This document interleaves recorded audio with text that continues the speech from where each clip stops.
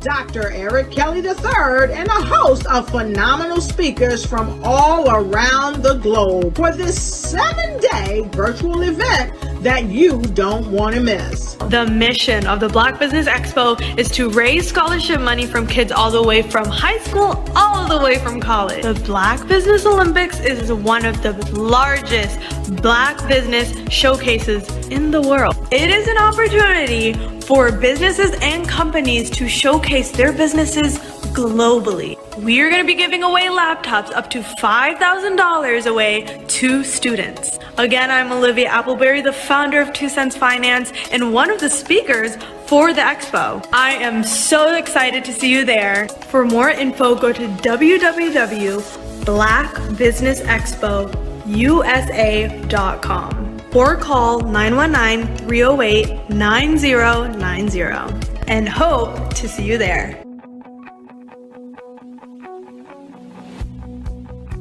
I am Black Business.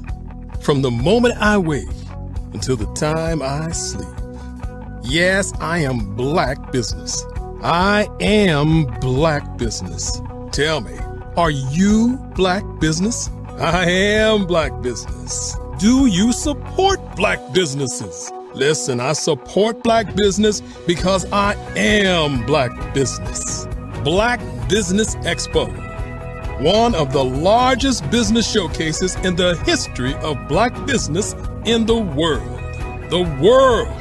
Sign up today at www.blackbusinessexpousa.com or call 919-308-9090. I am Black Business. I am Black Business. From the moment I wake until the time I sleep, I am Black Business. I am Black Business. Are you Black Business? I am Black Business. Do you support Black businesses? I support Black business because I am Black business. Black Business Expo, one of the largest business showcases in the history of Black America in North Carolina. Sign up today at www.blackbusinessexpousa.com or call 919-380-9090. I am Black Business. I am Black Business. From the moment I wake until the time I sleep, I am Black Business. I am Black Business. Are you Black Business? I am Black Business. Do you support Black businesses? I support Black business because I am Black business. Black Business Expo, one of the largest business showcases in the history of Black America in North Carolina. Sign up today at www.blackbusinessexpousa.com or call 919-380-9090. I am Black Business. I am Black Business. From the moment I wake until the time I sleep, I am Black business. I am Black business. Are you Black business? I am Black business. Do you support Black businesses? I support Black business because I am Black business. Black Business Expo, one of the largest business showcases in the history of Black America in North Carolina. Sign up today at www.blackbusinessexpousa.com or call 919-380-9090. I am Black business. I am Black business.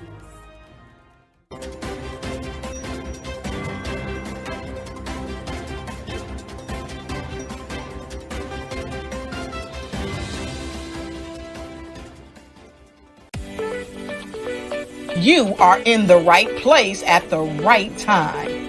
The Black Business Network opens again for its Black Business Olympics, a 24/7 broadcast on business, strategies, global branding, social media marketing, finance, advertisement, and much, much more. Featuring the top, most powerful entrepreneurs and speakers and thought leaders from all around the world as they gather together for this phenomenal event. Join the Black Business Network streaming live into the metaverse, STEM City USA, Black Multiverse, Pod TV, Roku, Hulu, iHeartRadio, Apple TV, YouTube, TikTok, Instagram, Google Podcasts, Facebook, LinkedIn, IBM TV, Spotify, and Twitch. Tune in today and be a part of this amazing movement. The Black Business Olympics welcomes you.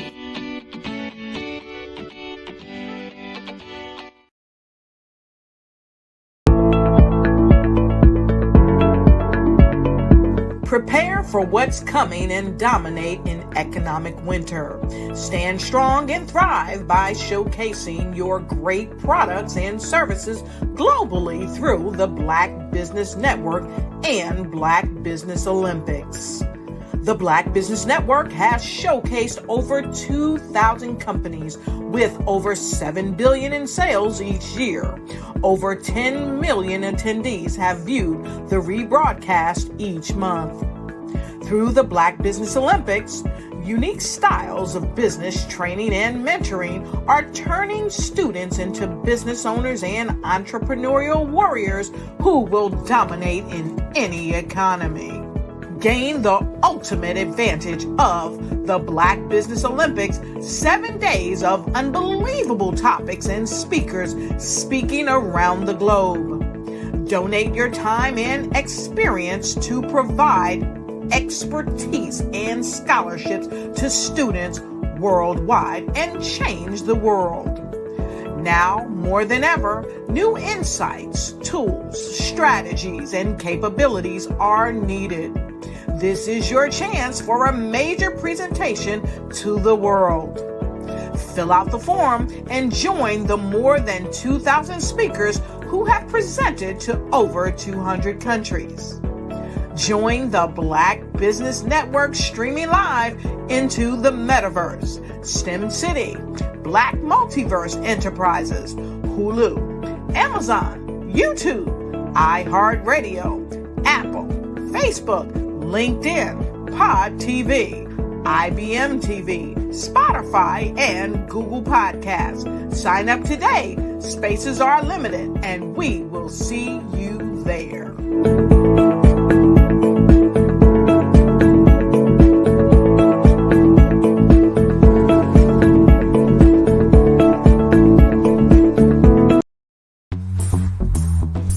Attention all entrepreneurs and companies. Are you looking for reliable and efficient virtual assistants and back office support to help you manage your business tasks? Look no further than Superwoman Business Services. Our team of virtual assistants provides a full range of administrative support services, including operations management, social media marketing, and much more. We also offer website design services to help you create a professional online presence that reflects your unique brand. In addition to administrative support and website design, we offer business development and structuring services to help you grow your business and achieve your goals. We'll work closely with you to identify areas of improvement and develop a customized plan to help you reach your full potential. At Superwoman Business Services, we understand that running a business can be overwhelming and time-consuming. That's why we're here to help you fly high and achieve success. Our virtual assistants are highly skilled, experienced, and dedicated to providing you with the support you need to thrive. Come fly with us and take your business to new heights. Let us help you become the superhero entrepreneur you are meant to be.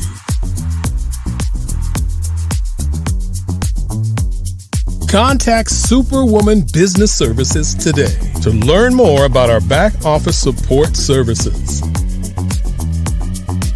Come fly with us and take your business to new heights. Social media is evolving. It's more vibrant, more colorful, more energetic, and so are you. It's not just photos anymore. It's video, it's audio, it's subscription. And now there's Fanbase, a new monetized social network. Fanbase delivers the complete native app experience with full content monetization for every user. No algorithms that shadow ban your engagement or growth, and no ads. Follow anyone for free and subscribe directly to your favorite creators for $4.99 a month. Plus, show some love by tipping on any post. Also, make a Fanbase page and monetize your content the same way. Finally, connect with your followers by posting the amazing content you already create. And now, get paid for it. It's time to energize and monetize. Because everyone's a fan of something, and everyone has a fan base.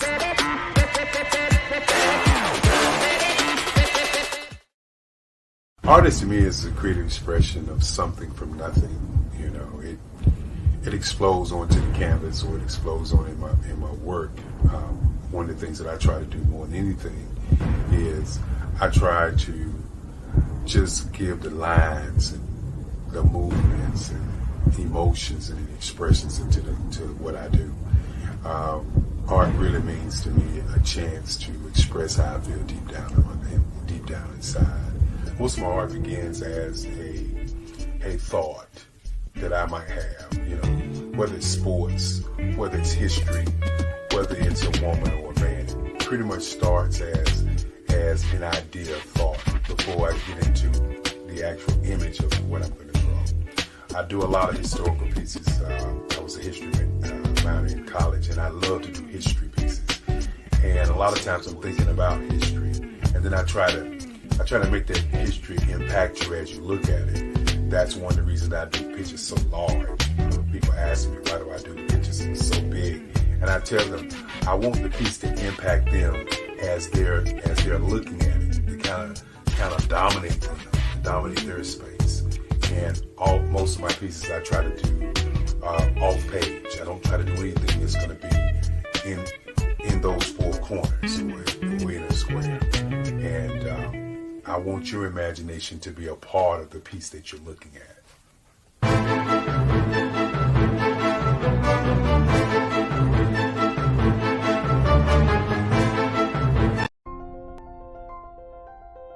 What if you could build your own city? A place where every child can find nurturing people to help them achieve their full potential. A place where every adult can access job training support. Where health education is abundant. Where social justice ruled the land. A place without limitations. Welcome. You have arrived at STEM City USA. It is what every city should be. A safe and trusted community where you find people and resources to help you become everything you are and beyond. STEM City is unlike anything you have ever experienced. It is a digital twin of the world around you, only better. STEM City is about energy and soul renewal. It is more than a digital world. You can almost feel the power of live cultural events, music, and theater. STEM City promises a better future for children, with caring mentors and hands-on activities, with dedicated tutors to support our youth. STEM City is your passport to a healthy lifestyle, with weekly events addressing our community's many issues. STEM City is your financial well-being, with helpful information on wealth management, career advancement, job training, and so much more. STEM City is the community you deserve. It is the city where your dreams can come true.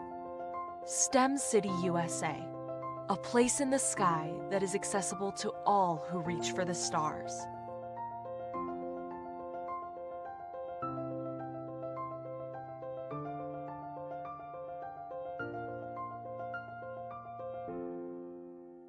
Sometimes you got to hear the news from the Black perspective, and more specifically, Black publishers. And that's exactly why you have to download the Hey Tie app, the largest mobile app delivering breaking news, videos, and podcasts from 200 of your favorite Black publishers. Yes, 200 Black publishers delivering news as it happens, literally all in one app. Go to hayti.com or download the app in the Google Play Store or Apple App Store. It's completely free, along with information that you can trust, so go check them out. Did you know women represent just 3% of Fortune 500 CEOs and less than 15% of corporate executives at top companies worldwide? Have you wondered what the secrets are to getting into the top ranks, whether in the private or public sector? Do you want to figure out how to stop being held back in your career or passed over for promotion? Then you're in the right place. Hi, I'm Dr. Madeline Ann Lewis, President and CEO of the Executive Women's Success Institute. I have decades of experience in the military, the federal government, and corporate America, and my mission is to help women succeed and tap into their full potential. I want to reach 1 million plus women around the world to become the leaders they are meant to be. So if you want to move into a management or executive level position, or maybe you are a female veteran transitioning out of the military into business entrepreneurship, then reach out to the Executive Women's Success Institute at 301-693-3284. Let us get you on the fast track to success.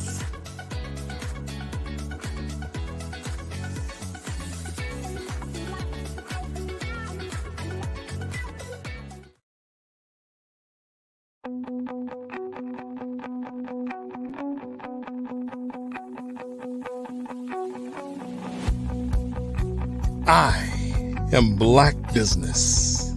From the moment I wake until the time I sleep.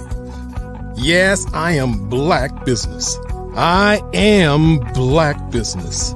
Tell me, are you Black Business? I am Black Business. Do you support Black businesses? Listen, I support Black business because I am Black Business. Black Business Expo, one of the largest business showcases in the history of Black business in the world. The world! Sign up today at www.blackbusinessexpousa.com or call 919-308-9090. I am Black Business.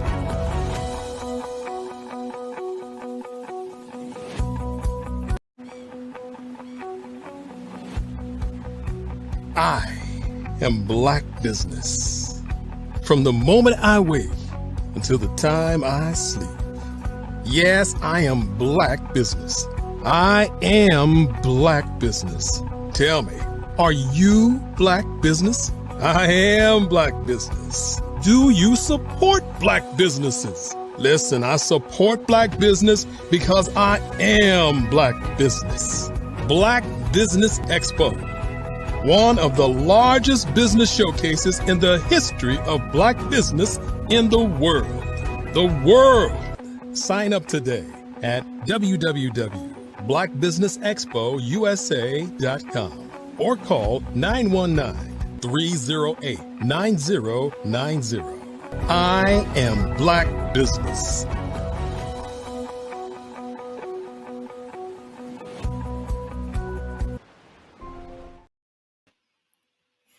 Good morning, business owners, entrepreneurs, thought leaders, and corporations, and welcome to the Black Business Network.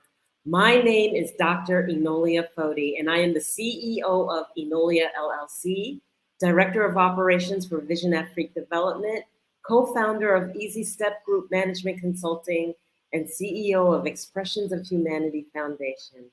I am your business moderator for this morning, coming to you from Luanda, the capital of Angola, Africa, on the Black Business Network.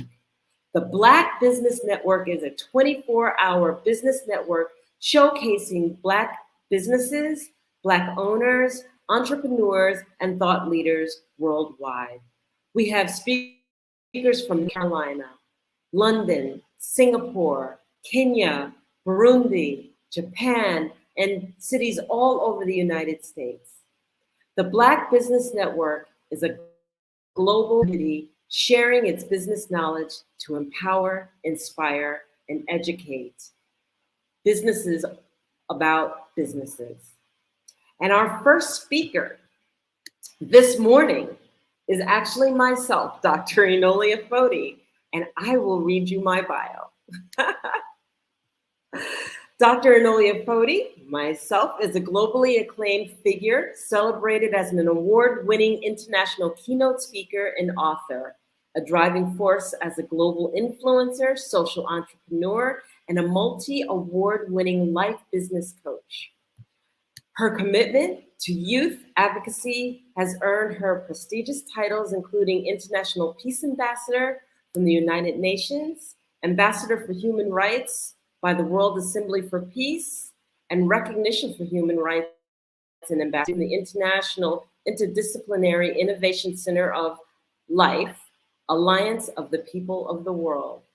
Further highlighting her accomplishments, Dr. Enolia Foti received a doctorate in international peace from the World Federation for Development, Freedom, and Peace, an institution officially registered at the United Nations. Her extensive list of roles include let me just speak to you. At this time, since I am the next speaker, instead of introducing just a formal me, let's get started. I am so glad to be here. Thank you to all of those who allow Black Business Network to come to fruition and to have people like myself on board. I want to share with you a little bit about myself in terms of not the accolades or not the credits that are given or acknowledged by others, but just my heart, myself, and who I am. My inspiration comes and is drawn from a rich tapestry of indigenous wisdom acquired through the tutelage of elders from the world. And my story affords me to bring forward a couple of different things business-wise. My story affords me to bring a journey in terms of how I was able to create an empowerment program, a program that is allowing us to be able to underwrite and help those who are in leadership, thought leaders, entrepreneurs, build a solid structure and foundation as their podium to stand on. So let me explain further. I'm going to talk to you a little bit about the works of Enolia LLC. I was that person in corporate America that was basically aspiring to climb to the top. And working with infrastructure, information technology as infrastructure, I was really, really excited to get started in my work. And so that ambitious young professional, aspiring to climb. I wanted to climb, and I saw myself as CEO of a major Fortune 500 company. I wanted it all. I wanted the professional work, I wanted the professional acknowledgement, and I wanted to contribute to that world. And in going through the iterations of climbing the corporate ladder, about halfway through my career, that's when it hit me that it wasn't all pretty, that there was work to be done, there was navigation to do, there was insight and understanding to be able to navigate through certain very, very challenging situations. And that it was just about my work, but who I am, what I stood for, and my own integrity. I found myself questioning a lot of things. I found myself actually questioning the leadership that was actually guiding me. Everybody is human. Everybody brings to the table their differences and their differences of opinion.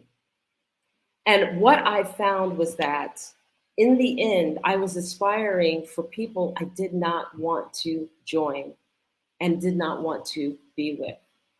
So when you come to a precipice in your life, when you go, okay, this isn't working for me, I would like to change. Not that I wanted to change the contribution for my work, but I wanted to change how I was contributing, how I was contributing, how I was working, who I was working with, and how it felt to me in my heart and in my soul. Because if you're not doing what you love, then you're just going through the iterations and the actions of what you feel you're supposed to be doing, and it's not fulfilling. I wanted a different way.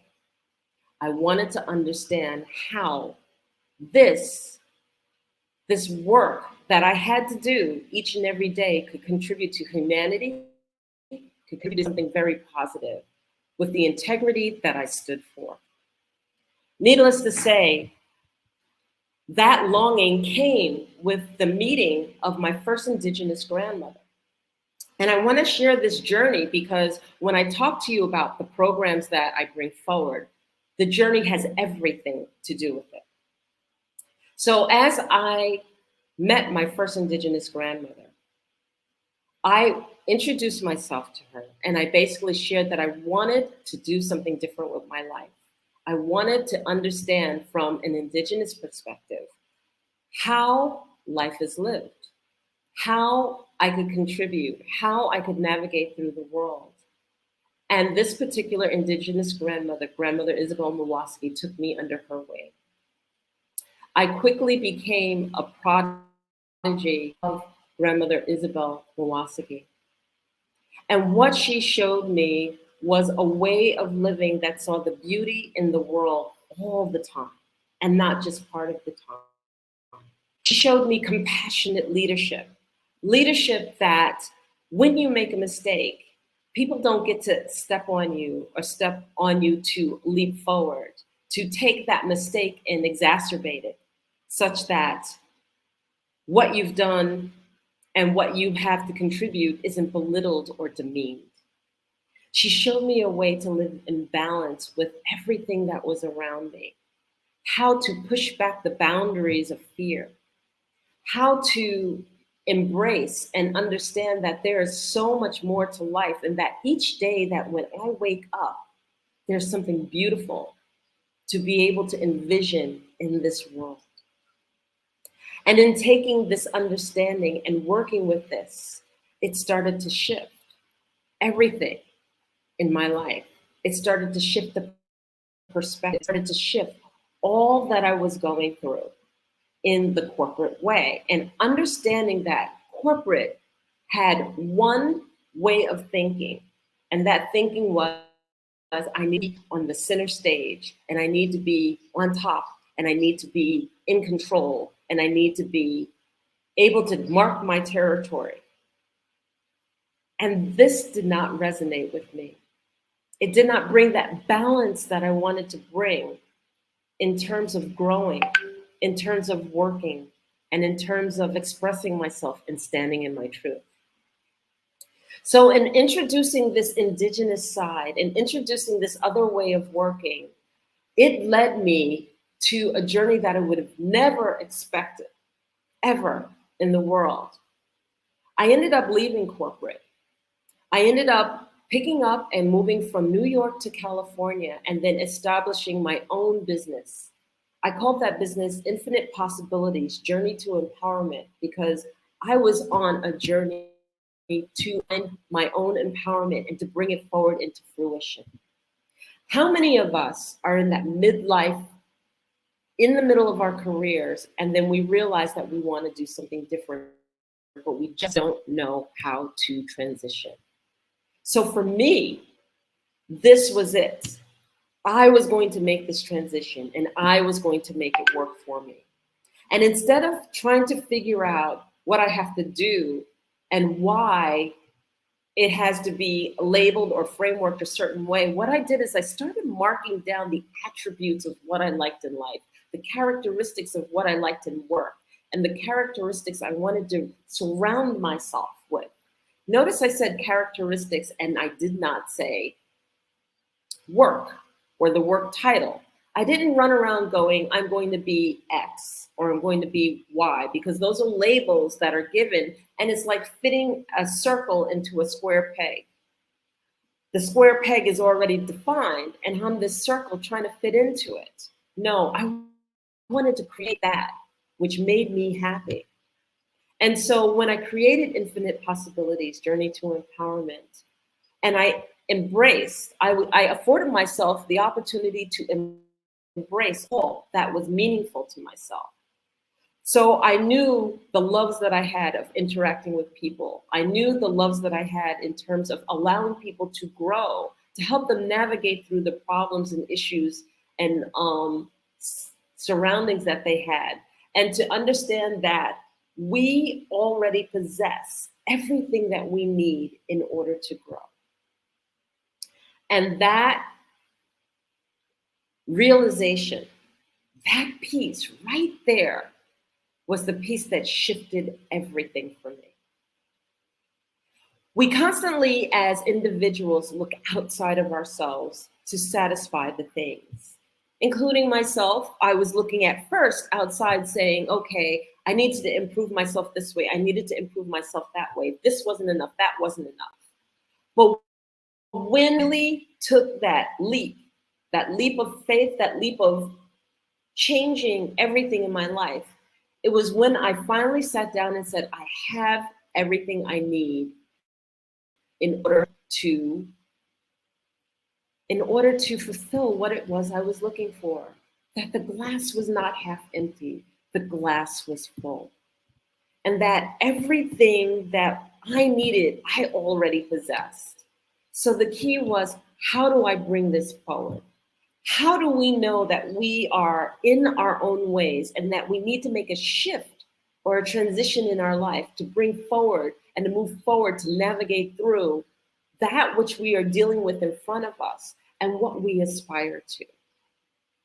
I share this journey because I wanted to take the opportunity to share Empower, Achieve, Succeed through Self-Mastery, a methodology that I created in order to be able to assist and help those individuals who want to make a shift or change in their life such that they are able and capable of doing so.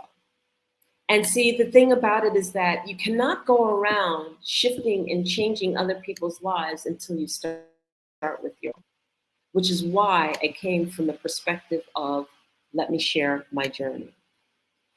What I realized in starting with Grandmother Isabel and then also meeting a multitude of different indigenous teachers is that we have everything that we possess already. And it is a matter of how we take that tool and recognizing that tool, understanding what it means to us, and understanding how it can shift our lives and how to bring it forward and to allow ourselves to move through and navigate through all the different stories that are created for us, around us, and by us. So I want to speak with you about the 7 principles of self-mastery, how to master self, how to work mastery of what it is you need to know to create a strong foundation, a foundation that lays forward such strength that no matter what type of leadership you're in, no matter what circumstance you're in, whether you're an entrepreneur, a thought leader, or a corporate figurehead, that you are working with a strong and solid foundation. The 7 principles of self-mastery are basically the foundation that when we grow as human beings and we face the traumas and we face the limitations and we face the cultural biases and we face that which we feel stifle us, teaches us how to navigate through those issues, how to navigate through and help you to discover and go inside within to truly understand who you believe you are by observing. Using the 7 principles, you find that you actually find out who you're not. You realize through observing your own mind and your stories and what you tell yourself, how to let go of false identities. Many of us are trying to measure up to what people perceive us to be. And it's not about the perception, it's about standing in our truth. One of the key things is that through observing, you learn to be more conscious of your life because we walk through life unconsciously. It's akin to walking with your shoes on. When your shoes are on, you don't worry about what the ground is. You don't worry about whether you're walking through grass, whether you're walking through asphalt, whether you're walking through rocky terrain. You don't worry about any of that stuff because you have that layer, that thickness beneath your feet that protects it or perceived protects it. And therefore, you walk unconsciously. You don't have to think about your feet, so you're thinking about everything else. But the moment that you take your shoes off, the moment that you allow your foot to actually hit the earth, all of a sudden you're conscious of every step. You're stepping and you're watching every step. You're looking for the pebbles, the things that might hurt your feet. You're looking forward to the things that feel soft and comfortable and that make and bring that happiness to you. Well, life is the same way. A lot of us are walking through life unconsciously. We get up in the morning, we're on autopilot, we do our morning routine, we get in the car, we go to work, we work all day, we come home, we relax in terms of whatever that relaxation perceivably is. And then what do? We go to bed and we start the routine all over again. And then what happens is that even when we're not going in our work routine, how many of us have found ourselves in the car and then on the way to work and realizing, oh my God, today's Saturday, I'm not supposed to be going to work. But we're so much on autopilot that we just move, that we just utterly go to that pattern that we've developed, to that routine that we've embraced, and that we have really no choice but to get to work, go and do what it is that we have to do. So, in understanding that behavior is the unconscious behavior, where we stop seeing the beauty of the day. When we walk outside, we're so focused on getting from the house to the car to the job to the car to eat, to go to sleep, that we've forgotten to look around us. We've forgotten to notice.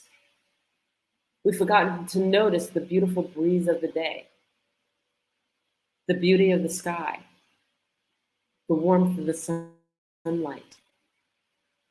We've forgotten what it feels like to breathe in that fresh air and to understand that we've been blessed with another day. And in that day brings the beauty of all the world. And I get to take it in another day for myself. We've forgotten how to let go of the anxieties and the pains of the day and take on the pain and the anxiety like we're wearing clothing and wearing it for the day until we feel like we've passed through it, and allowing that aspect to rule the day.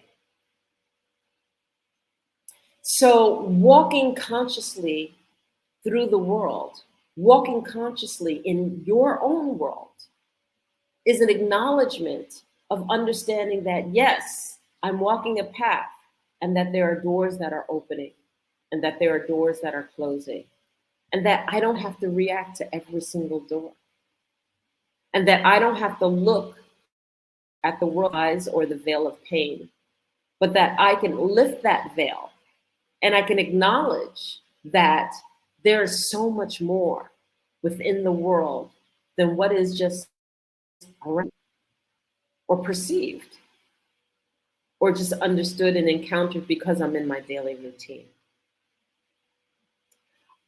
The 7 principles of self-mastery is understanding all of the things that help us to see our worthiness, to help us understand that the glass is full, that we are enough, that the power of our voice matters, how we speak to the world matters, what we think matters, how we engage what we think matters.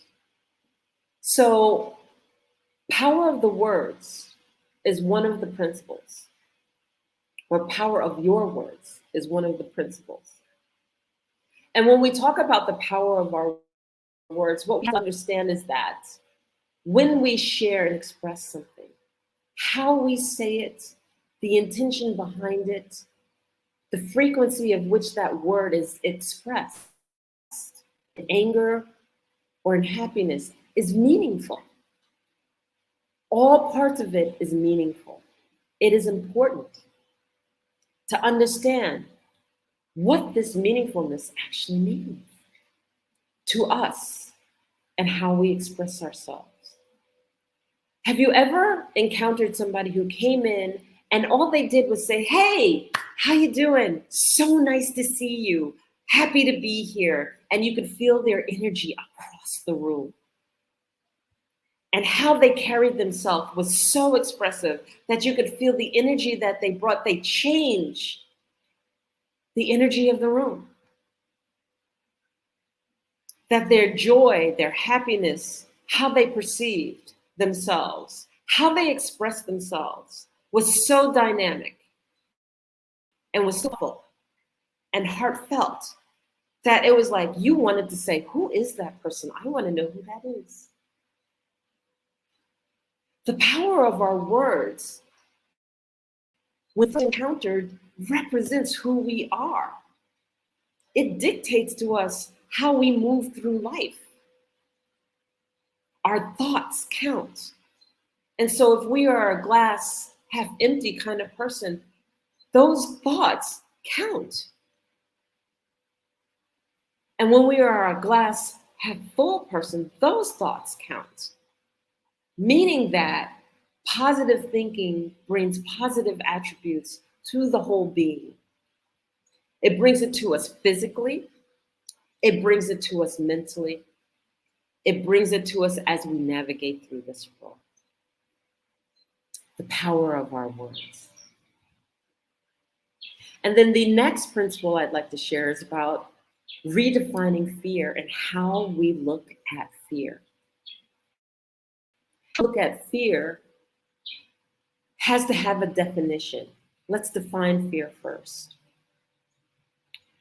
Fear, from my perspective and how I like to define, is the fact that if we are in a circle and we are the core or the center of that circle, and the circle's edges were the boundaries by which we like to operate in. Fear is when I go beyond the boundaries of my comfort zone.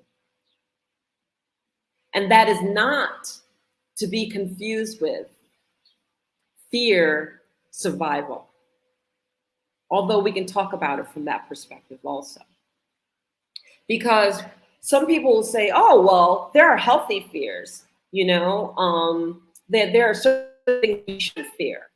And I would say that any kind of fear is not healthy, because the bottom line is that fear as an emotion paralyzes you. And even if you're in a situation that you are trying to survive, survivability and fear are not interchangeable. Survivability means that you're in a challenging situation or circumstance and you're afraid and you have to survive and navigate through that circumstance. Well, fear as an emotion paralyzes you. You can't move, you can't speak, you can't function. Or you are so busy reacting to the fear that you're not gaining any momentum in passing through it and getting around it. And isn't it true that until we put our fear aside, until we put the emotion of fear down, and we finally say, I've had enough, I'm not going to let this rule my world anymore, that we're not even able to navigate through survivable fears? It's when we lay the emotion of fear aside, when we understand that fear should not lead us, but fear is an emotion that has its place, and that we have to navigate through our fears in order to move past any given circumstance or situation. So many may not agree with me, but that is how I like to define fear. And when we have fear, and when we deal with fear from a perspective of, I'm afraid to do something, it's understandable that you don't want to do something because it brings you outside of the comfort zone. And so if it's a choice that you don't want to do something, it doesn't necessarily have to be, I'm fearful of it, but I choose not to do it. It takes me out of my comfort zone. I acknowledge it. I see it. That might be nice for others, but it's not necessarily my cup of tea. And choosing not to do something because you just don't like it is different than I'm afraid to do anything, or I'm afraid to do everything, or I'm afraid to move past this particular boundary. A lot of times that emotion, when we overcome our fears and when we surpass that boundary that we are comfortable in, we basically are confronting the emotional sense of fear, saying that I will no longer let that aspect rule when it comes to this particular situation or circumstance. And we confront it. And we push the boundaries outwardly more. And we're able to move past the fears. Or we're able to make that which was uncomfortable, comfortable. We deep dive into fear and what makes you afraid and where the trauma of the fear came from. Because fear is learned. Fear is learned. The next principle I'd like to introduce is that of judgment, and the fact that we can redefine judgment. Judgment is an aspect that we go through. We project it, we receive it, and how we choose to receive it dictates whether we give our way to it or not. You see, everyone has a thought or a process by which they like to say, I like that, I don't like that. I like this, I don't like this. And that's standard for everyone. But when we give away our power is when we take on somebody else's projection of judgment and we make it our truth. And we make it our truth as if it has always been our truth, and you know good and well it wasn't. So if I were to say, I don't like something about you, and you go, oh my goodness, she doesn't like this about me, I have to change it. As soon as you say, I have to change it based on an emotional response, you've already given away your power to me. And if you think about said, throughout a given day, throughout a given week, how often do you give away your power? How often do you allow people's judgments to rule what you do and how you choose to do it throughout a day? What is it within us that wants to fit so bad that we can't stand individually on our own to basically say, you know what, you may feel that way, but that's your opinion. That doesn't necessarily resonate with me. So therefore, I can take it as a data point, thank you very much. But you know what? That's your stuff, not mine. That's your thought. That's your truth, not necessarily representative of mine. Opinions, we can cherish them. Constructive criticism, we can cherish that also. But notice that I said constructive criticism or judgment. Judgment or criticism that we can act on in a positive way to improve our life and to enhance and make something better. But judgment that is critical, that you can't act on, that you can't make a difference about, doesn't serve anyone. And so therefore, you have to look at the vision coming from behind that judgment. Was there an agenda? Was there something that the person might have been jealous about, insecure about, projecting the fact that maybe you're not as good, but in essence, it's not about you. It was really about them in the first place. So when we look at judgment, we have to step back and really understand where it is coming from when the person is projecting it. And then we need to look at how we behave when we receive judgment. When we are receiving judgment, are we reacting all the time? Or, as I stated earlier, are we observing or noticing? And if you're observing, noticing, then you're not reacting to it. And if you're not reacting to it, it's not your stuff. And it's not your stuff, it's just a data point. But how many of us in life, we react to every single thing we hear? And life is nothing but a roller coaster of reactions. We react here, we react there, we react here, we react there. And then we look up and we're emotionally drained from the day. It has just totally drained us because all we've done is we've reacted emotionally throughout the whole day. And if we're reacting, we're not thinking.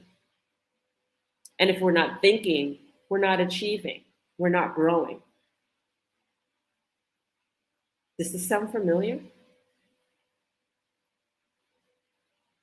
Yeah. So that was principle number 3. And then principle number 4. Principle number 4 is limited beliefs. You hear this saying, I need to get out of my own way. I need to get out of my own way comes from the fact that my limited belief prevents me from moving or acting on something that is important to me. Whether that limited belief comes in from our cultural upbringing, whether that limited belief is a projection of judgment, whether that limited belief is one of our own making. And we do make them. And we say, oh, for example, I can't do that. I don't have such and such class. I need to have a class and I need to be taught before I put myself out there and present myself in a certain manner. Let's say an artist or whatever the case may be. And that limited belief is so palpable and so strong that you don't act. One of the things that I've come to learn, especially going through corporate, is that to tell you what you can't do, what you're not capable of doing, what's beyond you, what you're not good enough for, what you have to gain education or gain talent or gain skill set for. They're quick to tell you to go back to school. They're quick to tell you that you're going to be able to find it by paying for this and paying for that and more money of this and more money of spending money for that, versus just basically saying to yourself that life is a series of processes. Every process is accessible. And if you're willing to go through the process of what that learning is, you're able to glean whatever it is you want. And I'll say it again. If you're willing to extend yourself to go through the process of what it is that you want, then you're able to grow, to innovate, to dream, to create whatever it is that you want. Our limited beliefs are basically that which holds us back. And in all honesty, nobody was born on this earth to play small. So why do we? Why do we play small? Why do we use excuses after excuses after excuses of what we can't do, what we're not capable of doing, or haven't figured out to do? Well, I don't know that information. That's too much to figure it out. And I don't really want to go through all of the work to figure it out. So I just guess I can't do it right now. I'll just wait till somebody else can tell me how to do it. We need to be able to motivate and inspire ourselves to put in the work, to do what it takes, and then to lift the limiting belief.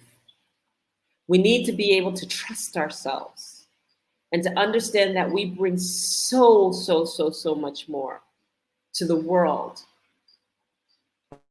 by just being us and by having the motivation or the inspiration that we're capable of doing so much and contributing so much to this world. You are in the right place at the right time. The Black Business Network opens again. So in understanding that piece and understanding how important that is, I would go through each one of the Empower, Achieve, Succeed principles, but I'm going to tell you that you can read them right here in my book, The 7 Principles for Self-Mastery. And you can take the Empower, Achieve, Succeed through Self-Mastery coursework. It's a master class that I offer based on the methodology that I learned from the indigenous to establish a strong foundation to help us to understand that all that we need is within us. And it doesn't play a role in terms of our religion or traditions or anything like that. It has to do with you are in the right place at the right time. The Black Business Network opens again for its Black Business Olympics, a 24/7 broadcast on business, strategies, global branding, social media marketing, finance, advertisement, and much more.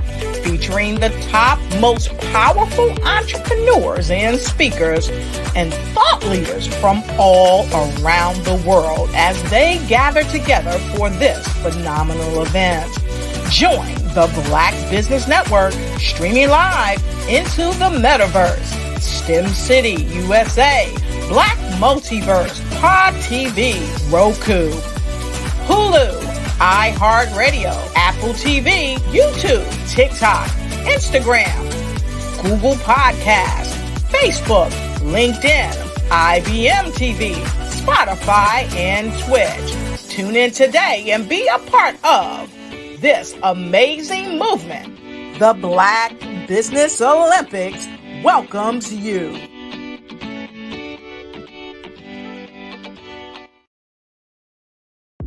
The Black Business Network and Black Business Olympics are essential platforms for Black business owners globally.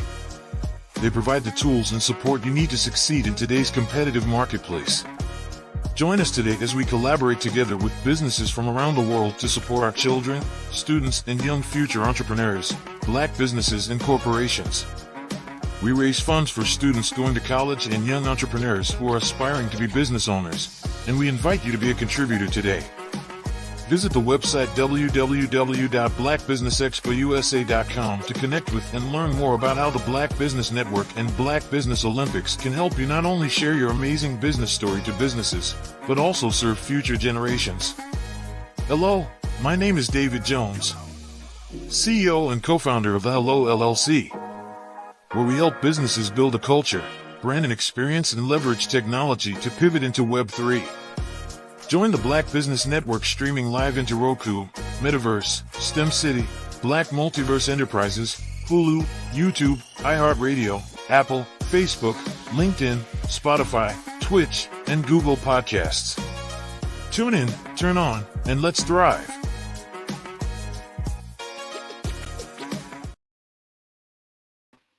So welcome back. And I just wanted to wrap it up and say that you can get my book, The 7 Principles of Self-Mastery, on Amazon.com. And I can be reached, Dr. Enolia Foti, at www.enolia.live or info@enolia.live. And I'll look for you there. So thank you, and genius is coming, and I'll see you on the other side.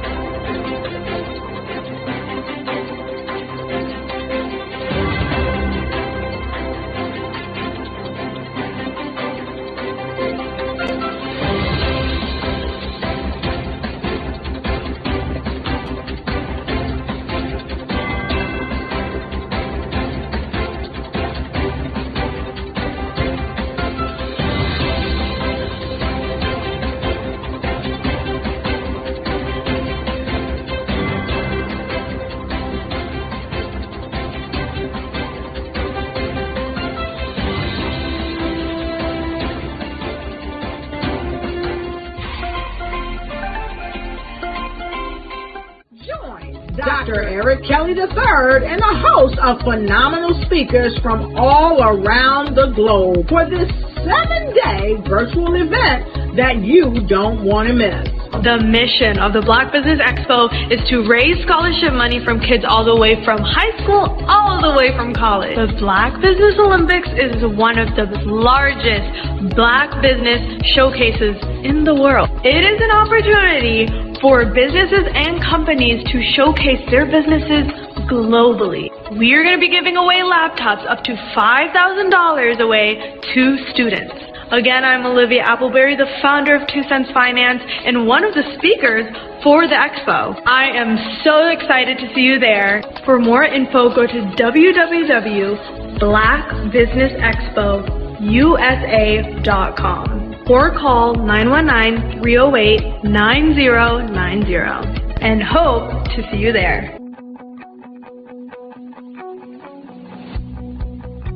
I am Black Business. From the moment I wake until the time I sleep.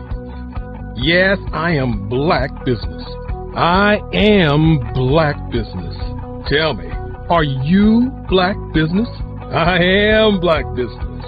Do you support Black businesses? Listen, I support Black business because I am Black Business. Black Business Expo, one of the largest business showcases in the history of Black business in the world. The world! Sign up today at www.blackbusinessexpousa.com or call 919-308-9090. I am Black Business. I am Black Business. From the moment I wake until the time I sleep, I am Black Business. I am Black Business. Are you Black Business? I am Black Business. Do you support Black businesses? I support Black business because I am Black Business. Black Business Expo, one of the largest business showcases in the history of Black America in North Carolina. Join Dr. Eric Kelly III and a host of phenomenal speakers from all around the globe for this 7-day virtual event that you don't want to miss. The mission of the Black Business Expo is to raise scholarship money from kids all the way from high school, all the way from college. The Black Business Olympics is one of the largest Black business showcases in the world. It is an opportunity for businesses and companies to showcase their businesses globally. We are going to be giving away laptops up to $5,000 away to students.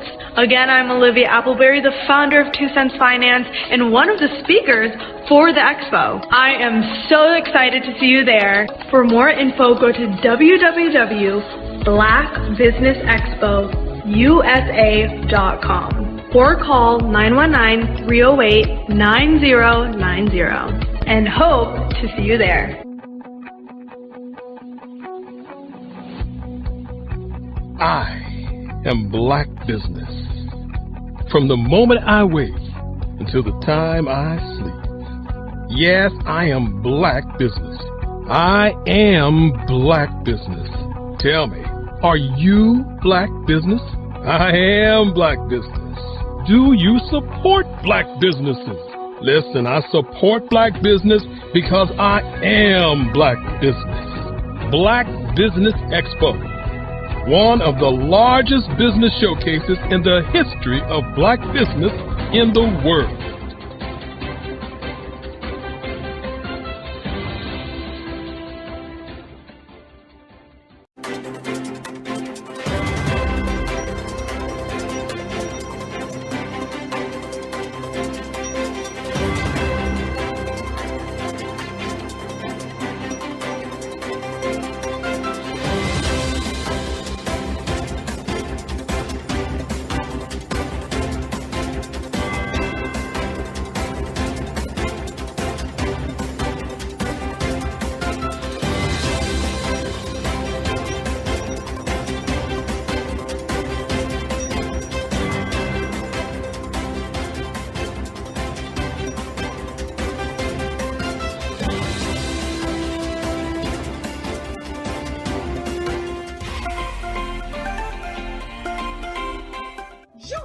Dr. Eric Kelly III and a host of phenomenal speakers from all around the globe for this 7-day virtual event that you don't want to miss. The mission of the Black Business Expo is to raise scholarship money from kids all the way from high school, all the way from college. The Black Business Olympics is one of the largest Black business showcases in the world. It is an opportunity for businesses and companies to showcase their businesses globally. We are going to be giving away laptops up to $5,000 away to students. Again, I'm Olivia Appleberry, the founder of 2 Cents Finance and one of the speakers for the expo. I am so excited to see you there. For more info, go to www.blackbusinessexpousa.com or call 919-308-9090 and hope to see you there.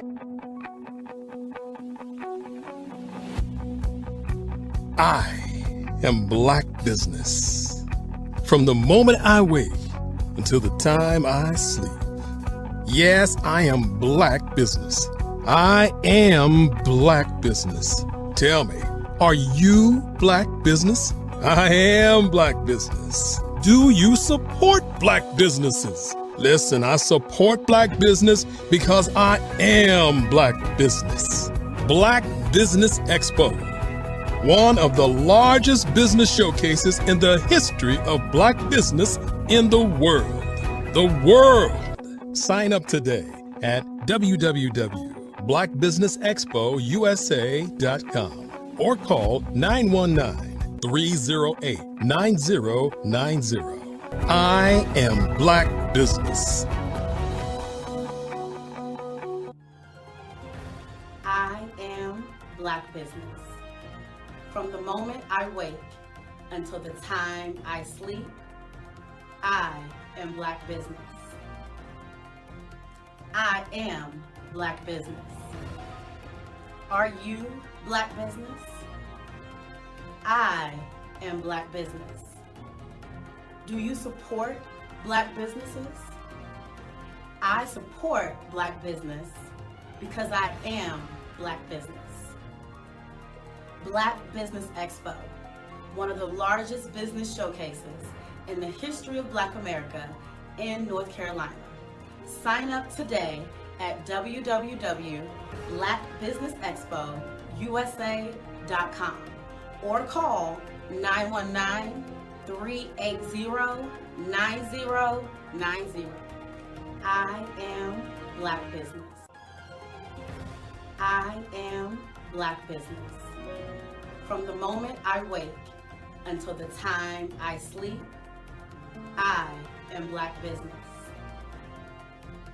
I am Black business. Are you Black business? I am Black business. Do you support Black businesses? I support Black business because I am Black business. Black Business Expo, one of the largest business showcases in the history of Black America in North Carolina. Sign up today at www.blackbusinessexpousa.com or call 919-380-9090. I am Black business. I am Black business.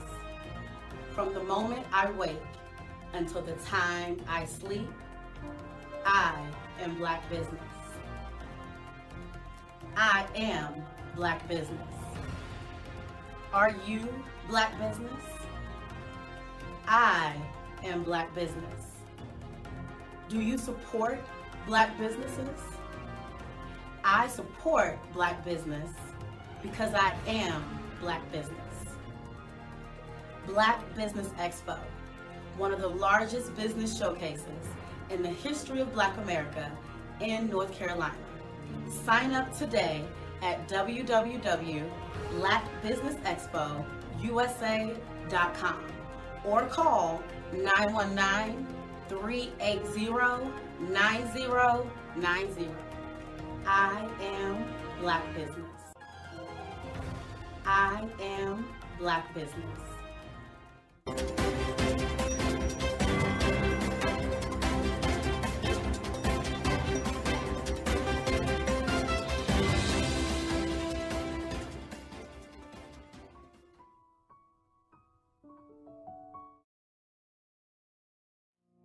Did you know that approximately 333.34 million businesses exist today, according to a report from 2021? And you may be one of those businesses, or maybe you're not in the business market yet, but you're aspiring to be a business owner. Well, guess what? You're in the right place at the right time. Because let's face it, everything is about timing and opportunity. Hi, my name is Dr. Lotus Richey, and I'm the CEO and founder of the Lotus Richey Coaching and Consulting LLC, along with the Lotus Richey Ignite Show. 15 minutes of success with Dr. Lotus Richey, as well as books to boom your business and bring who you are. And today, I want to bring this amazing message to you about the Black Business Network and the Black Business Olympics. See, the Black Business Network and the Black Business Olympics is designed to help people just like you, that's right, that look like me, to take their business to the next level. Not just in your front yard or your backyard, but globally. The Black Business Network and Black Business Olympics is designed not to just help you survive, but to help you thrive. So join us today as we come together with businesses all around the world to support our students, our children, our young teens, our young entrepreneurs. What we do is we come together to help raise funds for students who are aspiring to be business entrepreneurs, who are aspiring and who are thriving in college. We endow them with a wonderful opportunity to gain scholarship of either a laptop or several thousands of dollars. And we invite you to help be a contributor to this amazing opportunity to help someone that looks just like you. So join us today at our website and let us connect with you and help you ignite and take flight in every area of your life on the Black Business Network and the Black Business Olympics. I'll see you on the other side.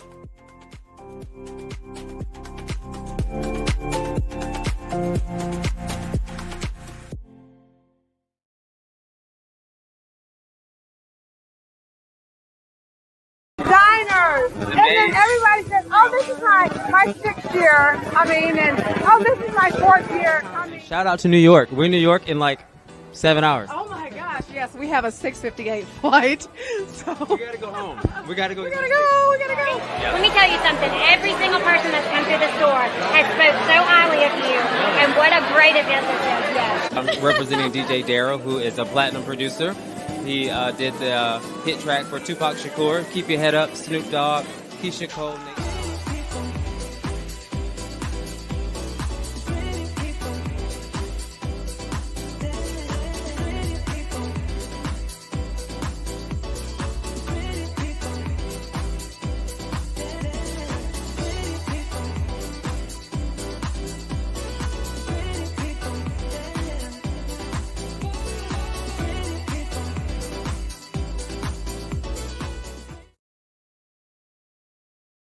Hey, it's your girl Colette V. Smith. The V is for victory.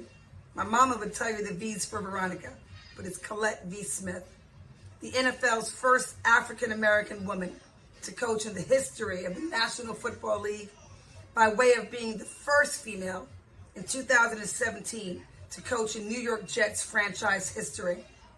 Today, I'm the founder of Believe in You Incorporated. Believe in You Incorporated. I got here because I didn't limit myself. I started thinking freely, living life freely. Don't limit yourself. Unleash your power, the power that God created you to be and to have. I got here because I didn't just follow a path. I created my own. You can do the same thing. You know why I know this? Because genius is common. I'm Kennedy Harris. My genius is being an entrepreneur. I'm the CEO of K-Lock, a company where I develop my very own line of kids supplements. I currently market my multivitamin for kids to help combat weak immunity. During the pandemic, research has shown that having a strong immune system is key to fighting off disease. My vitamins are for kids, but adults can benefit from them as well. I'm adding a proprietary blend to my supplement line. I want to create my own blend so that I have a competitive edge in the marketplace. Staying healthy is important to me so that we live longer and have healthier lives. My website is klockproducts.com. That is K-L-O-C-K. Genius is common.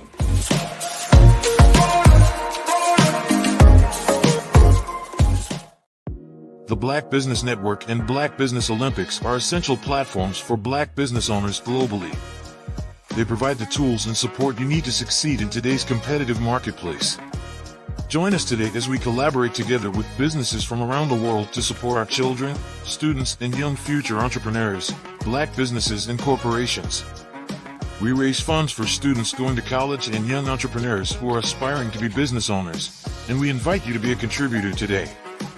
Visit the website www.blackbusinessexpousa.com to connect with and learn more about how the Black Business Network and Black Business Olympics can help you not only share your amazing business story to businesses, but also serve future generations. Hello, my name is David Jones, CEO and co-founder of the Hello LLC, where we help businesses build a culture, brand and experience and leverage technology to pivot into Web3.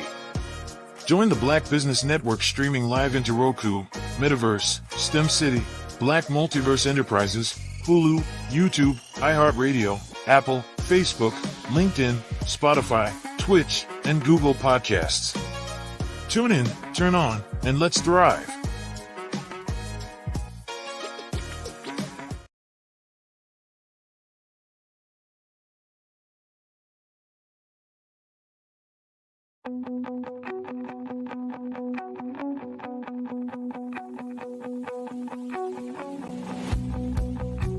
I am Black Business. From the moment I wake until the time I sleep. Yes, I am Black Business. I am Black Business. Tell me, are you Black Business? I am Black Business. Do you support Black businesses? Listen, I support Black business because I am Black Business. Black Business Expo, one of the largest business showcases in the history of Black business in the world. The world! Sign up today at www.blackbusinessexpousa.com or call 919-308-9090. I am Black Business.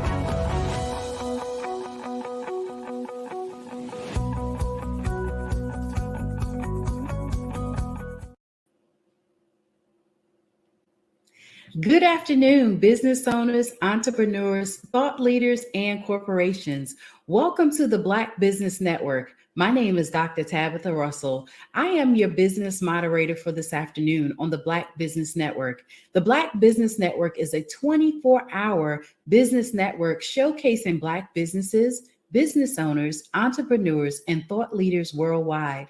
We have speakers from North Carolina, London, Singapore, Africa, Japan, and cities all over the United States. The Black Business Network is a global community sharing its business knowledge to empower, inspire, and educate businesses about business. Our speaker on today is Coach Kim Williams. She is an international leadership strategist and thought leader coach. As a coach, she develops you and your staff so that you can enhance your retention rate. A lifelong student of the Kingdom of God's principle of business, that has coined her as an organization's heaven. She uses emotional intelligence and mission mapping to curate results that grossly increase your earnings. Her life passion is providentially analyzing and organizing your mission statement and processes to equip your company with the tools that keep you at the front of the line of your niche. I present to you Coach Kim Williams. It's so good to be here. How are you today? I am fantastic. Thank you so much for being here on today. Just know that genius is common, and I'll see you on the other side. And thank you, Dr. Tabitha Russell, for such an amazing introduction. As you heard, I am the phenomenal Coach Kimberly Williams.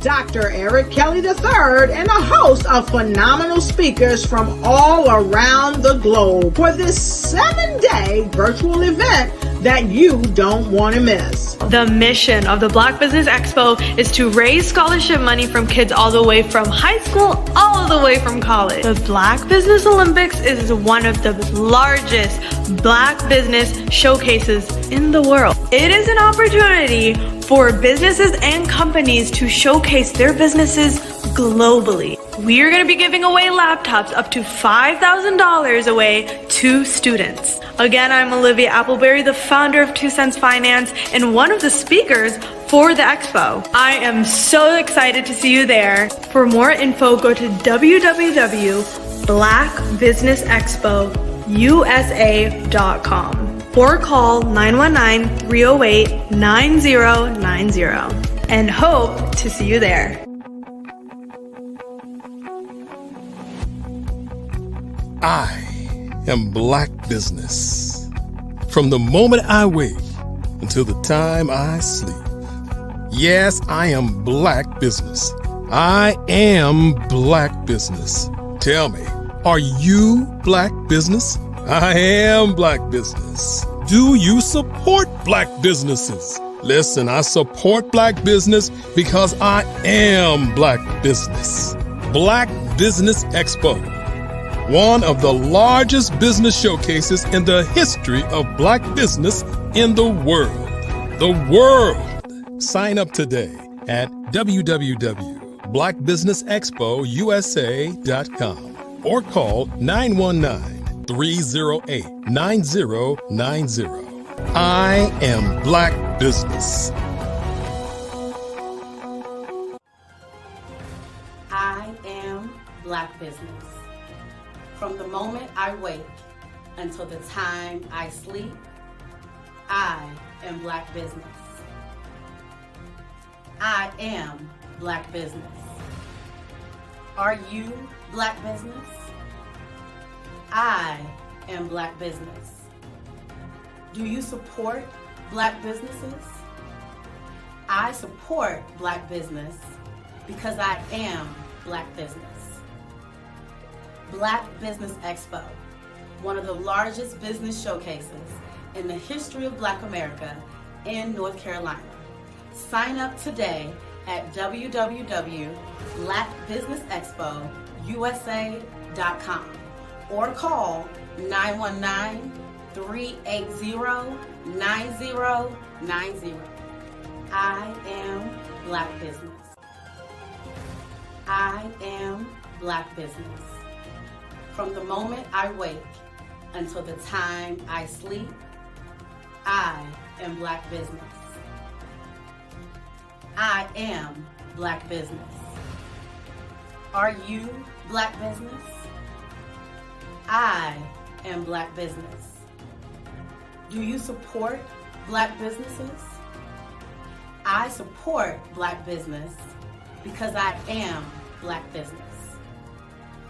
Black Business Expo, one of the largest business showcases in the history of Black America in North Carolina. Sign up today at www.blackbusinessexpousa.com or call 919-380-9090. I am Black Business. I am Black Business. From the moment I wake until the time I sleep, I am Black Business. I am Black Business. Are you Black Business? I am Black Business.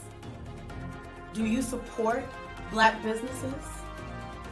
I support Black business because I am Black business. Black Business Expo, one of the largest business showcases in the history of Black America in North Carolina. Sign up today at www.blackbusinessexpousa.com or call 919-380-9090. I am Black Business. I am Black Business.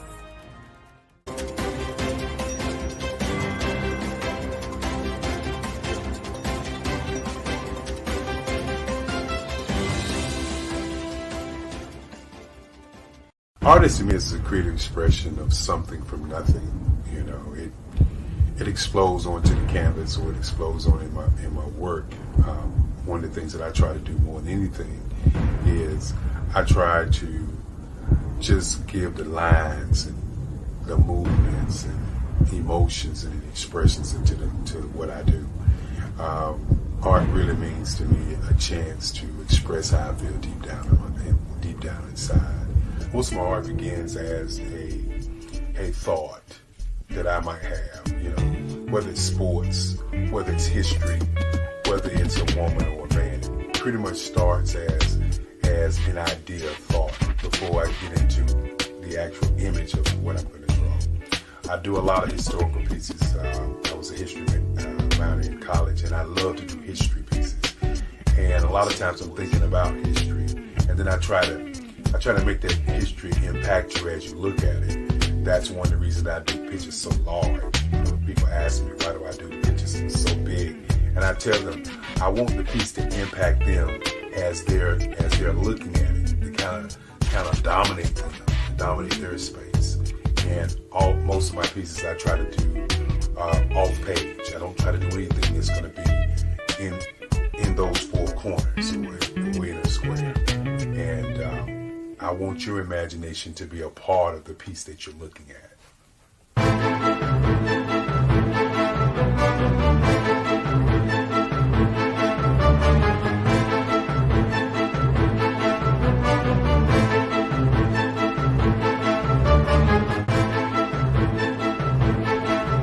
The way I feel when I'm drawing, when I'm creating something, is I feel free. I feel like there is an anticipation of something that's going to come.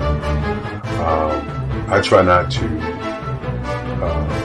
draw first. I try to draw second. And what I mean by that is I try to allow myself to kind of get into the piece and just relax. Sometimes I miss time. I'll draw 2-3 hours, sometimes 4 hours. And while I'm drawing, it's just a free. I just feel free. I mean, I feel like time stands still.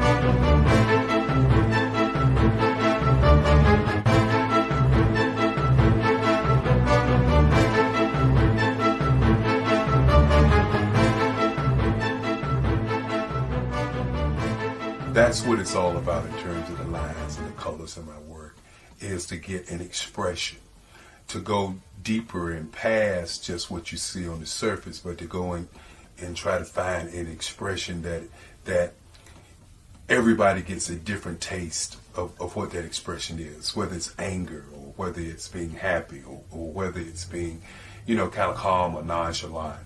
That expression that people take away from the piece is the most important part of what I do as an artist.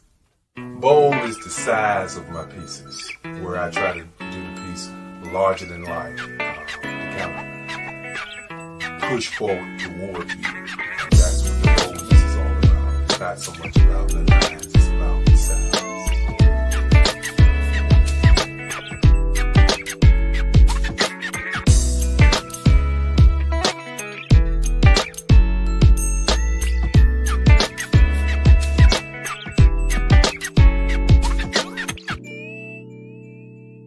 The Face of Change art show is inspired by my mother, but more importantly, it's a historical moment in time as the pieces depict different emotions and expressions of Barack Obama.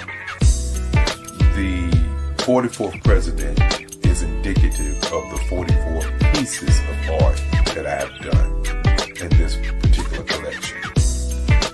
When you begin to think about expressions and portraits, this is a portrait gallery of expressions of what transpired as Barack Obama ran for office. Some of the pictures are abstract and some are expressionistic. And I combined both of those forms of art to create this collection of art pieces.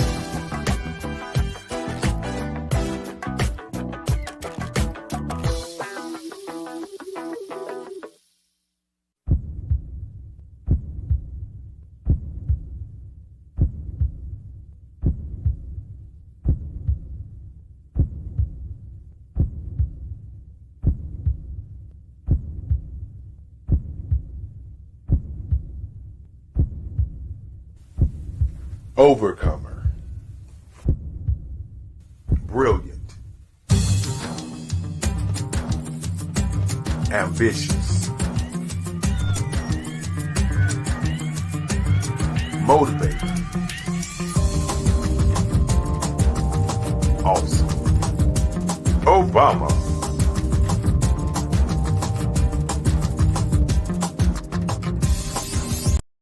I am from Washington, D.C., but I was raised in Durham, North Carolina. I came to Durham when I was about 5 or 6, and then I traveled back and forth to D.C. because it's where my people are from. One of the unique things about my family is my mother, she's also an artist. She does quilting, and she does a lot of artistic things. And then my son, he draws with both hands, his right hand and his left hand, like I do. So that's kind of a family trait. And then my other son, he's a videographer, and my daughter, she works, she's a regional vice president for Sunglass Lab.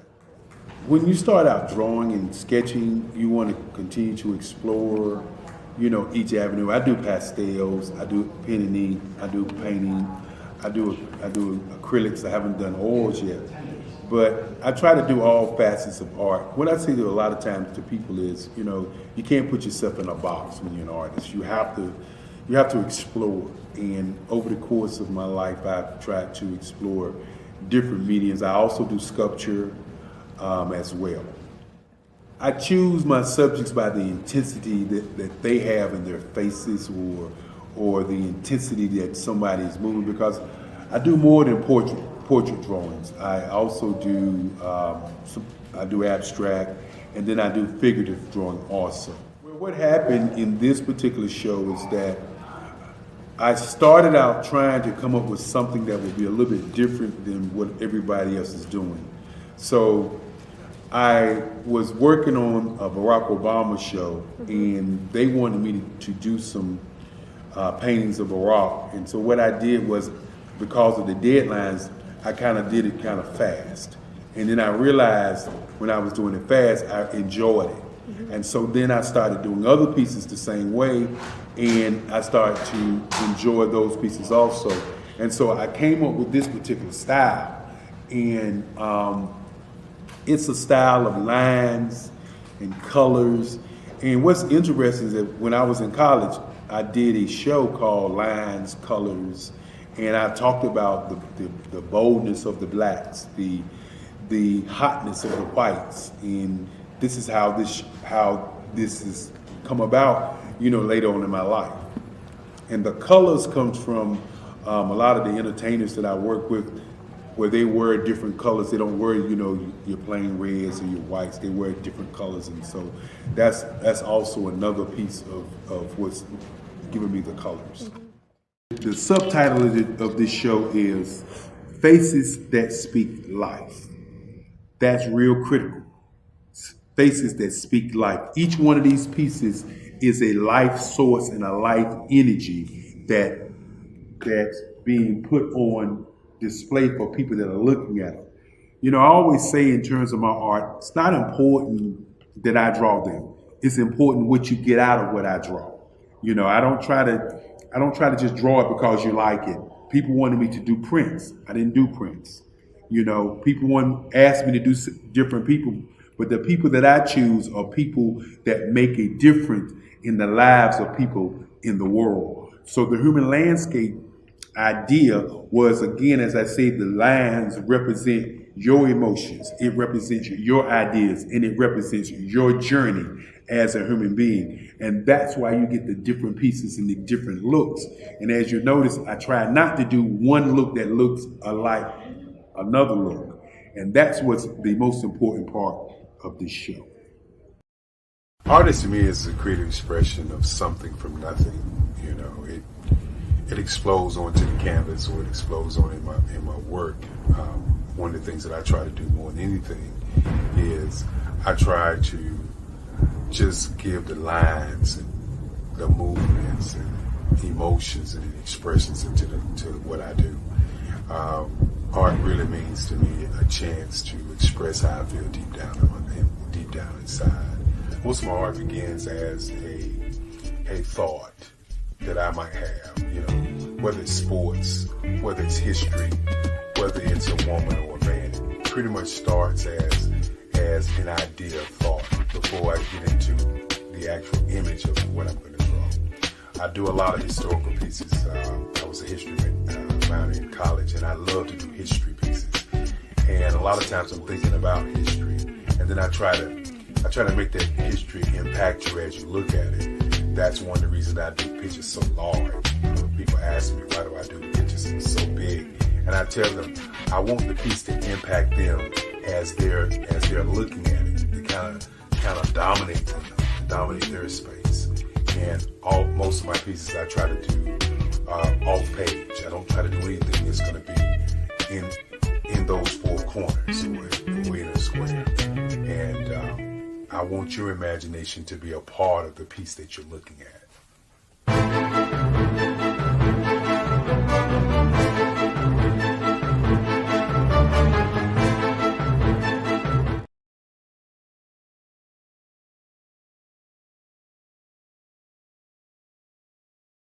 Absolutely. So our coaching program help people that have the lack of time, that lack strategies, and lack the confidence to go after their dream life. So we help them implement tools. We help them implement, I love to leave the inherited lack of finances or the education behind finances. But it wasn't until I lost my firstborn, my only son, that life changed for me.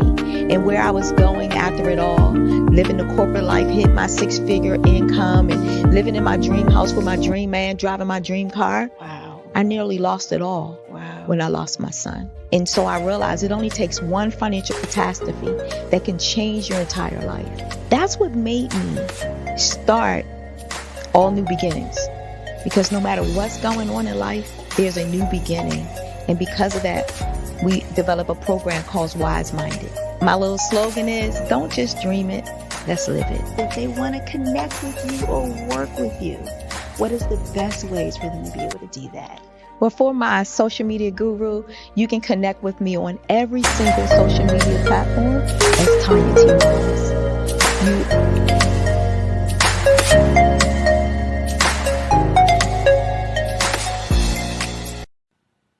Hello, my name is Kiasi Helm and I'm 14 years old. I think my genius would probably have to be setting goals and achieving them.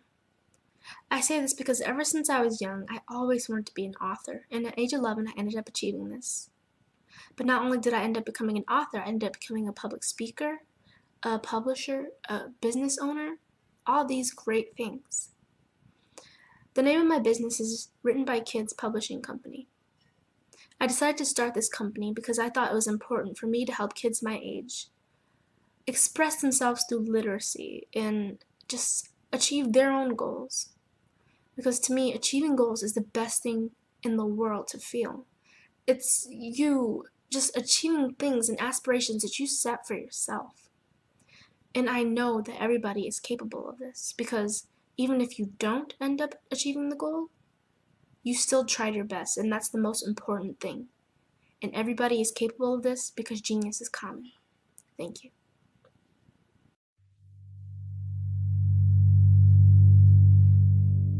So what we have to do is when we get in the spot, we need to create some spots for us. That's the main thing. We need to be able to be in a position where we're able to create those spots for us. For me, being an entrepreneur, I'm not just going to get a business and then leave you sitting high and dry. If you ask me some questions about entrepreneurship, I'm going to give you as much as I received. I've seen people who made it, and then when you ask them, it's like, okay, now you have to pay me for the information, the same information I got for free. We probably in totally different cities. There's no way that we're going to bump heads or anything. We're not competing. Bring me up with you. And so I just think that whatever education that I have, then I need to be able to give that to my own as well. So create the spots. You can create the spots when you get there.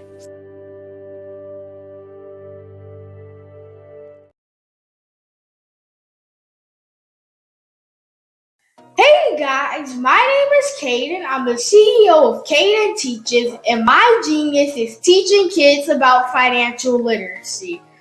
throughout my financial products, such as my financial flashcards, my activity book, and my newest project, my financial bus, which I bought. And on the bus, it has a mock bank where kids will learn how to deposit and withdraw money, a mock grocery store where kids will be able to learn how to have a family budget, and a mock stock exchange where kids will even be able to learn how to invest in stocks.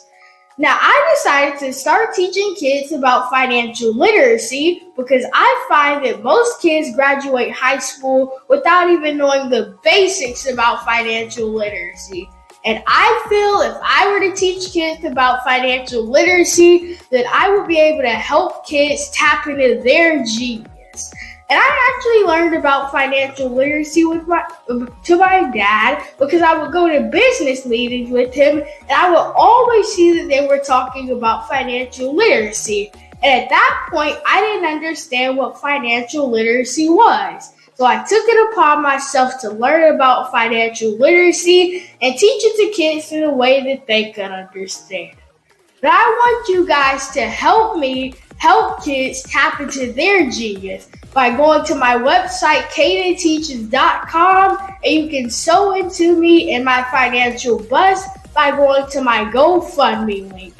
And remember, if Caden can, you can too, because genius is common.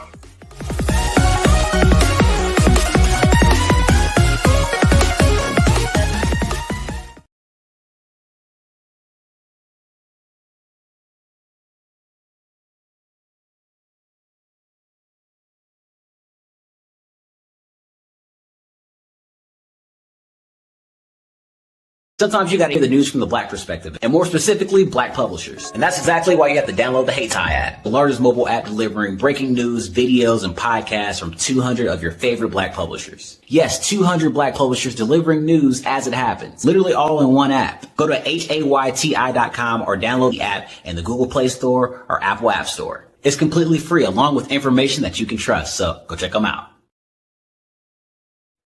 Hey everyone, it's Grant McGaw, CEO of 5-Star BDM and host of the award-winning Follow the Brand podcast and TV series, where I help you to build a 5-star brand that people will follow. My genius is personal brand development through intelligent communication and helping you achieve your business and career goals. I am a requested speaker on digital technology and brand development issues. I want to work with you to increase the value of your current opportunities while attracting new ones. Every one of you is unique, and we all share challenges that can be addressed through smart branding. As a super connector, I work with you as an executive coach to guide you along the complicated business and career development road, providing the enhancement tools and information you need to succeed. Together, I will help you succeed in today's challenging business climate. I will evaluate and measure your progress. Best of all, I am right alongside you every step of the way. Build the brand called you. Genius is common.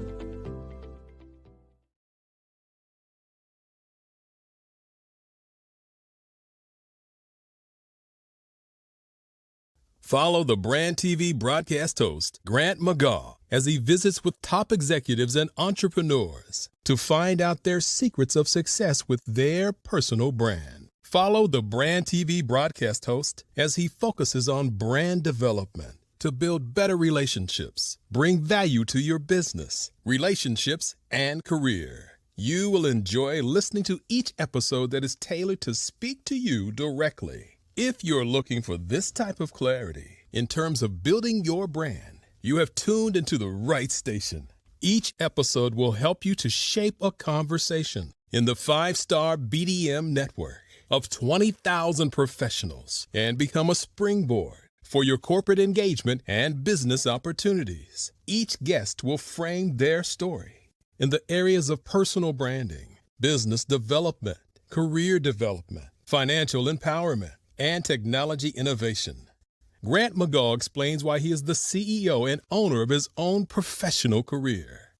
Grant is an accomplished business leader and entrepreneur who wants to give back to individuals to grow their personal brand strategy. Tune in as he weaves his story about new possibilities, while to you exceed expectations. If you love storytelling, this show will make for fun.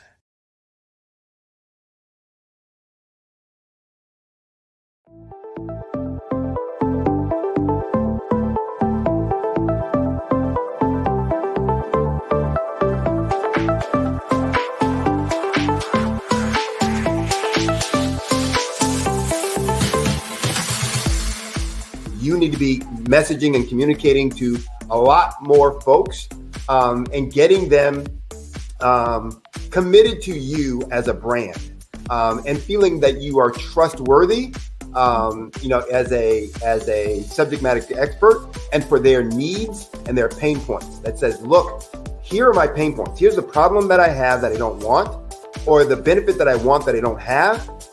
And Grant and Sydney understand that and are giving me information to be able to assist, in my eliminating those pain points.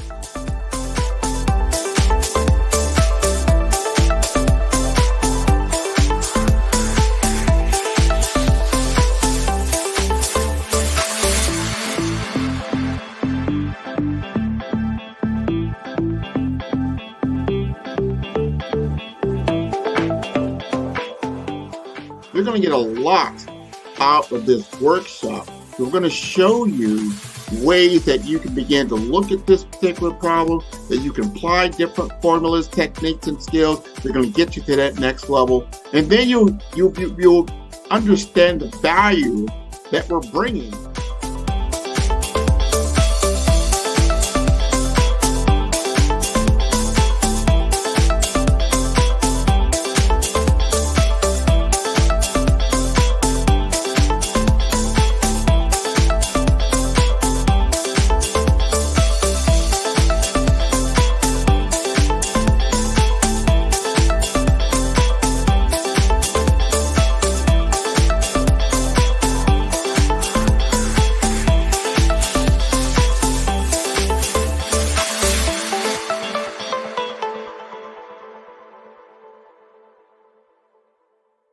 The Black Business Expo's mission is to raise funds for high school seniors going to college or K through 12 entrepreneurs. This expo is a fundraiser for students. Please, you may go to www.blackbusinessexpousa.com to donate to the scholarship fund or use the Cash App at $BBXUSA. Our goal is to give laptops and up to $5,000 to 10 students. Students can register online at www.blackbusinessexpousa.com. Every dollar counts. Please donate to the Black Business Expo USA Scholarship Fund. Did you know that approximately 333.34 million businesses exist today, according to a report from 2021? And you may be one of those businesses, or maybe you're not in the business market yet, but you're aspiring to be a business owner. Well, guess what? You're in the right place at the right time. Because let's face it, everything is about timing and opportunity. Hi, my name is Dr. Lotus Richey, and I'm the CEO and founder of the Lotus Richey Coaching and Consulting LLC, along with the Lotus Richey Ignite Show.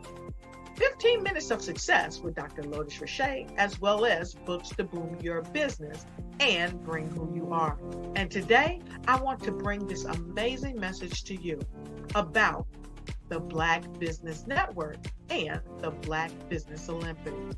See, the Black Business Network and the Black Business Olympics is designed to help people just like you, that's right, that look like me, to take their business to the next level. Not just in your front yard or your backyard, but globally. The Black Business Network and Black Business Olympics is designed not to just help you survive, but to help you thrive. So join us today as we come together with businesses all around the world to support our students, our children, our young teens, our young entrepreneurs. What we do is we come together to help raise funds for students who are aspiring to be business entrepreneurs, who are aspiring and who are thriving in college. We endow them with a wonderful opportunity to gain scholarship of either a laptop or several thousands of dollars. And we invite you to help be a contributor to this amazing opportunity to help someone that looks just like you. So join us today at our website and let us connect with you and help you ignite and take flight in every area of your life on the Black Business Network and the Black Business Olympics.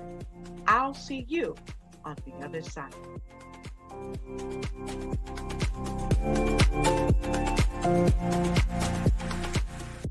Hello, I am Dr. Eric Kelly III, the visionary strategist and founder of the Black Business Olympics. I invite you to showcase your Black-owned businesses on the Black Business Network global stage. The Black Business Olympics is a global Black Business Network platform that propels Black-owned businesses into the international spotlight. By showcasing your business on the Black Business Olympics platform, you can reach a worldwide audience of potential customers, partners, and investors. You can also establish yourself as a thought leader and expert in your field, attract lucrative partnerships, and more speaking engagements. In addition, the Black Business Olympics platform provides a valuable opportunity to connect and collaborate with like-minded entrepreneurs and business professionals from around the world. This can lead to new business opportunities, ideas, and relationships.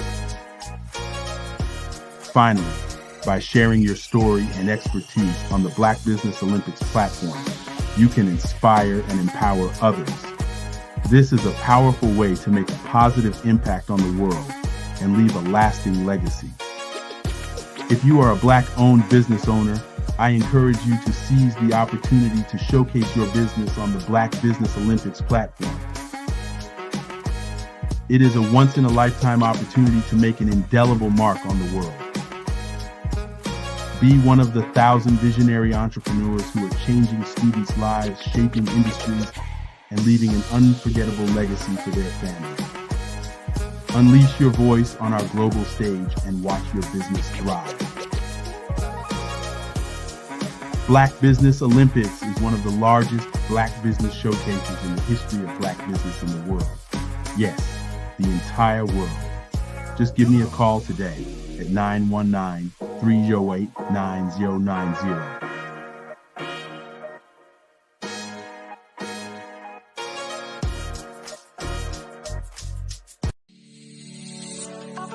Did you know that our Black dollar only lasts for 6 hours in our community? Yet other communities, their dollars last for 19 to 30 days. The Black Wall Street Nation. Black Wall Street Nation. Yes, that's why we created the Black Wall Street Nation. Black Wall Street Nation is a centralized directory available to all Black businesses across the world. It was created for businesses like you, the ones that want to start and the ones who have a dream that have already started, such as businesses like Drop in a Bucket Productions, Valito Foods, Sugar Tea Branding Firm, All the Dazzle, Bun Cakeaholic, Miss Riot, and you. We'll have marketing, seminars, and some funding coming soon just for you. So, we want you to come and join us. www.blackwallstreetnation.com. See you there.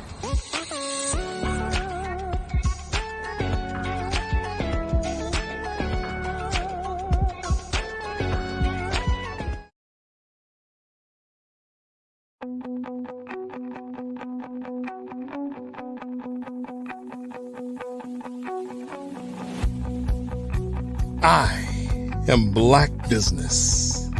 From the moment I wake until the time I sleep. Yes, I am Black Business. I am Black Business.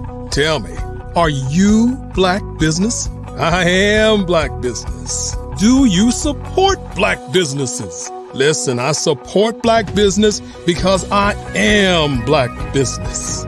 Black Business Expo, one of the largest business showcases in the history of Black business in the world. The world! Sign up today at www.blackbusinessexpousa.com or call 919-308-9090. I am Black Business.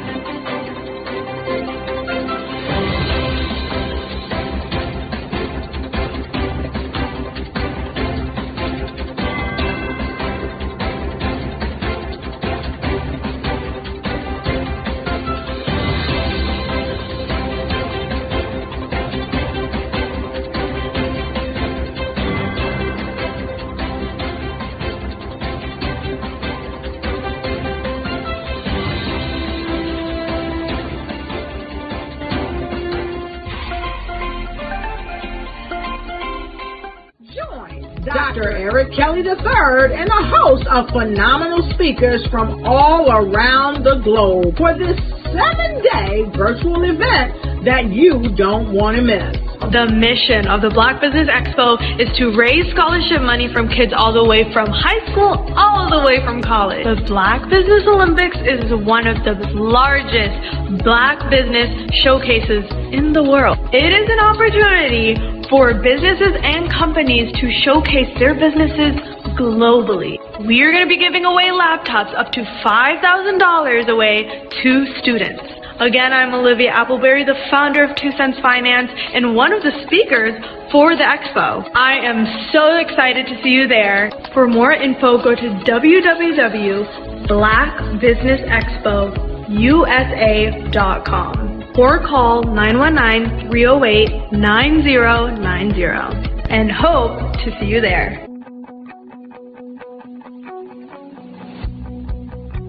I am Black Business. From the moment I wake until the time I sleep. Yes, I am Black Business. I am Black Business. Tell me, are you Black Business? I am Black Business. Do you support Black businesses? Listen, I support Black business because I am Black Business. Black Business Expo, one of the largest business showcases in the history of Black business in the world. The world! Sign up today at www.blackbusinessexpousa.com or call 919-308-9090. I am Black Business. I am Black Business. From the moment I wake until the time I sleep, I am Black Business. I am Black Business. Are you Black Business? I am Black Business. Do you support Black businesses? I support Black business because I am Black Business. Black Business Expo, one of the largest business showcases in the history of Black America in North Carolina. Join Dr. Eric Kelly III and a host of phenomenal speakers from all around the globe for this 7-day virtual event that you don't want to miss. The mission of the Black Business Expo is to raise scholarship money from kids all the way from high school, all the way from college. The Black Business Olympics is one of the largest Black business showcases in the world. It is an opportunity for businesses and companies to showcase their businesses globally. We are going to be giving away laptops up to $5,000 away to students. Again, I'm Olivia Appleberry, the founder of 2 Cents Finance and one of the speakers for the expo. I am so excited to see you there. For more info, go to www.blackbusinessexpousa.com or call 919-308-9090 and hope to see you there. I am Black Business. From the moment I wake until the time I sleep. Yes, I am Black Business. I am Black Business. Tell me, are you Black Business? I am Black Business. Do you support Black businesses? Listen, I support Black business because I am Black Business. Black Business Expo, one of the largest business showcases in the history of Black business in the world.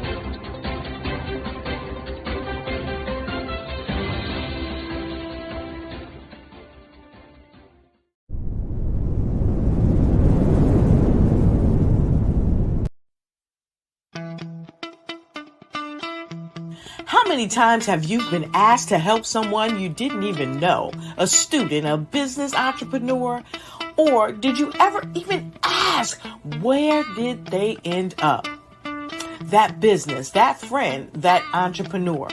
Well, just maybe they ended up in a gang, bankrupt, homeless, or worse, dead. Maybe they turned to crime, drugs, and alcohol. Did you ever wonder? Did you destroy their dream, or was your life always so easy? At the Black Business Olympics, we started a movement to help students complete. Give them hope and foster success. Help them to leave their dreams of providing laptops, computers, and up to $5,000 in scholarship funds. Today, we ask you to help a student, a business owner, or an entrepreneur to realize their dream by sponsoring them, supporting them, and buying from them. Consider this. With $1.6 trillion in our Black community, we only ask for a small donation for our students, our businesses, and our entrepreneurs. And you can change a life today. So I ask you, what are you going to do? Sit on the sideline and watch our students in high school be losers, miss out on their dream from lack of resources? Or are you going to donate to the movement and change their future and yours as well? Give us a call today at 919-308-9090. Change their life by investing with action to the Black Business Olympic Fund. The Black Business Olympics, one of the largest business showcases of Black business in the history of the world.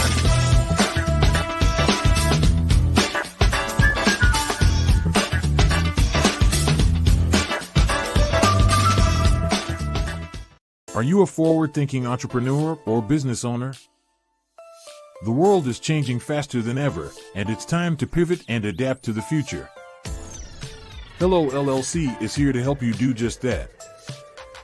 Hello stands for helping enterprises leverage leading-edge optimizations. Our innovative solutions can streamline operations, reduce overhead costs, and give you a competitive edge in a market projected to reach $5 trillion by 2030. By pivoting to the metaverse, businesses can tap into a rapidly growing market that is projected to be a significant part of daily life for 25% of Americans by 2026. As a full digital metaverse agency, the Hello LLC can help you create custom solutions to streamline operations, increase productivity, reduce costs, and drive brand recognition. Why should you pivot to the metaverse with the Hello LLC? By leveraging cutting-edge technology, you can provide immersive experiences for your customers, expand your global reach, and unlock new revenue streams. Contact us today to make the pivot.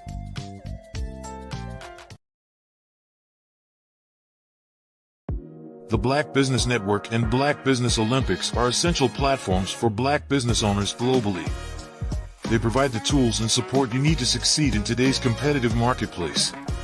Join us today as we collaborate together with businesses from around the world to support our children, students, and young future entrepreneurs, Black businesses and corporations. We raise funds for students going to college and young entrepreneurs who are aspiring to be business owners, and we invite you to be a contributor today. Visit the website www.blackbusinessexpousa.com to connect with and learn more about how the Black Business Network and Black Business Olympics can help you not only share your amazing business story to businesses, but also serve future generations. Hello, my name is David Jones, CEO and co-founder of the Hello LLC, where we help businesses build a culture, brand and experience, and leverage technology to pivot into Web3. Join the Black Business Network streaming live into Roku, Metaverse, STEM City, Black Multiverse Enterprises, Hulu, YouTube, iHeartRadio, Apple, Facebook, LinkedIn, Spotify, Twitch, and Google Podcasts. Tune in, turn on, and let's thrive.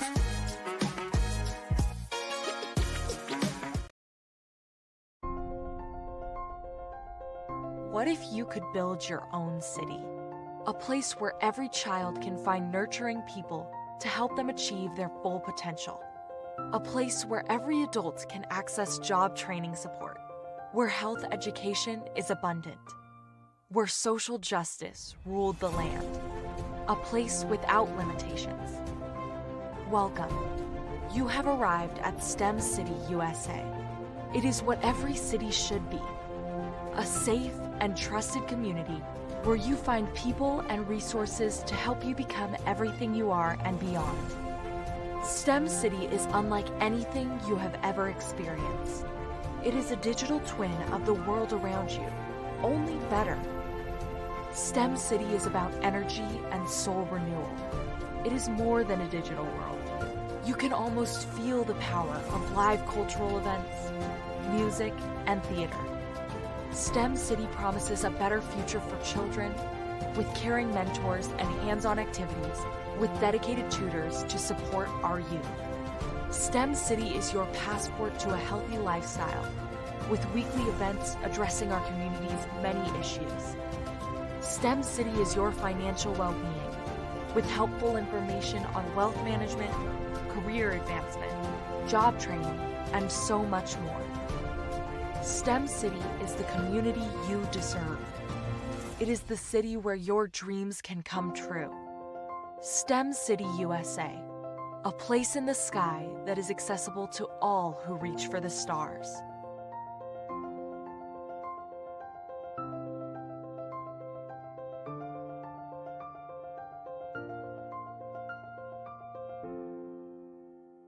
I'd like you to imagine with me, if you will, opening an app where you can collaborate with like-minded individuals from around the world, get inspiration and in-app tools to launch and grow your business, as well as share your knowledge and earn compensation, all in one app. Well, the name of that app is Truso, short for Truly Social. Hi, I'm Matthew Newman, the founder and CEO of Truso, a new concept in social media.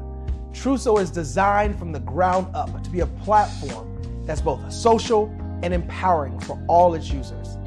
How exactly do we do that? I'm glad you asked. First, Truso brings the world together via video. Psychologists assert that video provides a significantly more effective connection than audio only. When you enter a community on Truso, you're face-to-face. Second, on Truso, you don't have to have 1 million followers to monetize. Our business model allows all hosts and moderators to monetize, no matter the size of your following, by 1, producing fee-based content, and 2, inviting others to join the platform as subscribers.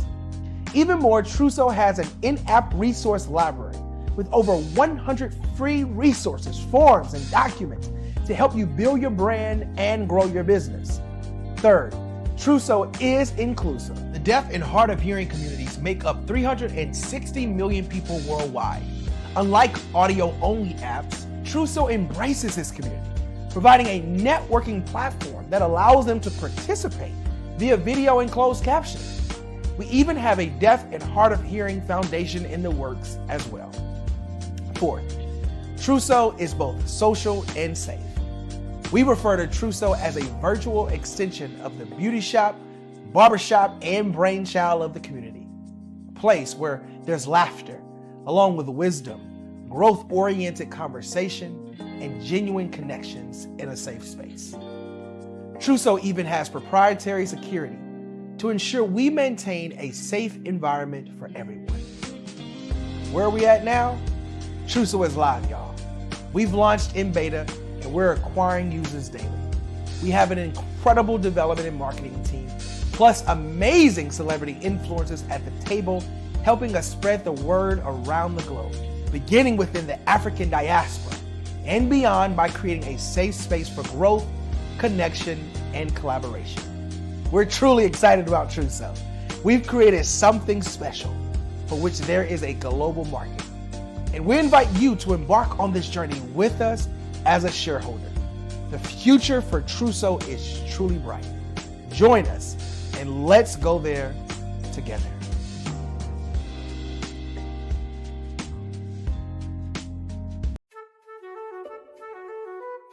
This is Dr. Arnold T. Petsworth. He's the owner of Petsworth Vet World, a veterinary clinic in Hopton, Connecticut. His patients include dog, cat, frog, fish, Goldie, dog, and this alpaca. Due to doctor-patient confidentiality, we can't tell you their names. Business at Vet World was steady, and then quarantine hit. Neighbors brought new four-legged friends into their homes. Bunnies. Bunnies everywhere. Dr. Petsworth welcomed these new patients with open arms. The only problem? There were more appointments than he could manage.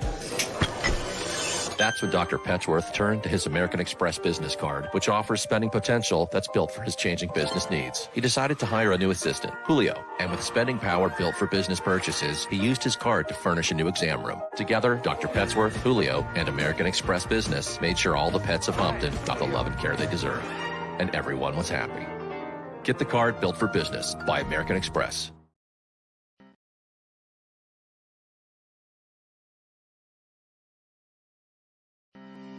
Are you aware that showing off your expertise can gain customers and position you as an expert in your industry? Consumers need confidence to purchase, so let us showcase your knowledge by interviewing you for a 3 to 5 minute video. We'll position you as an industry expert with a customized interview-style video, and for a limited time, we'll cover all production costs.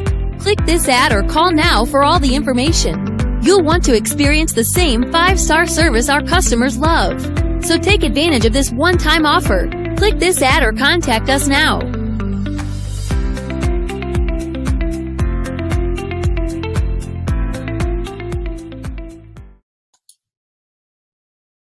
Hi, I'm Barbara Smith. Genius is common. My genius is executive coaching and professional corporate training. As the master executive coach and corporate training ambassador for the Genius is Common movement, I help business owners craft their stories in such a way that you know exactly what they do, what they have, and what they bring to the table. Many times as business owners, we are asked, so what do you do for a living? And we could be crushing in our businesses, but we're not quite sure exactly what to say in a short amount of time.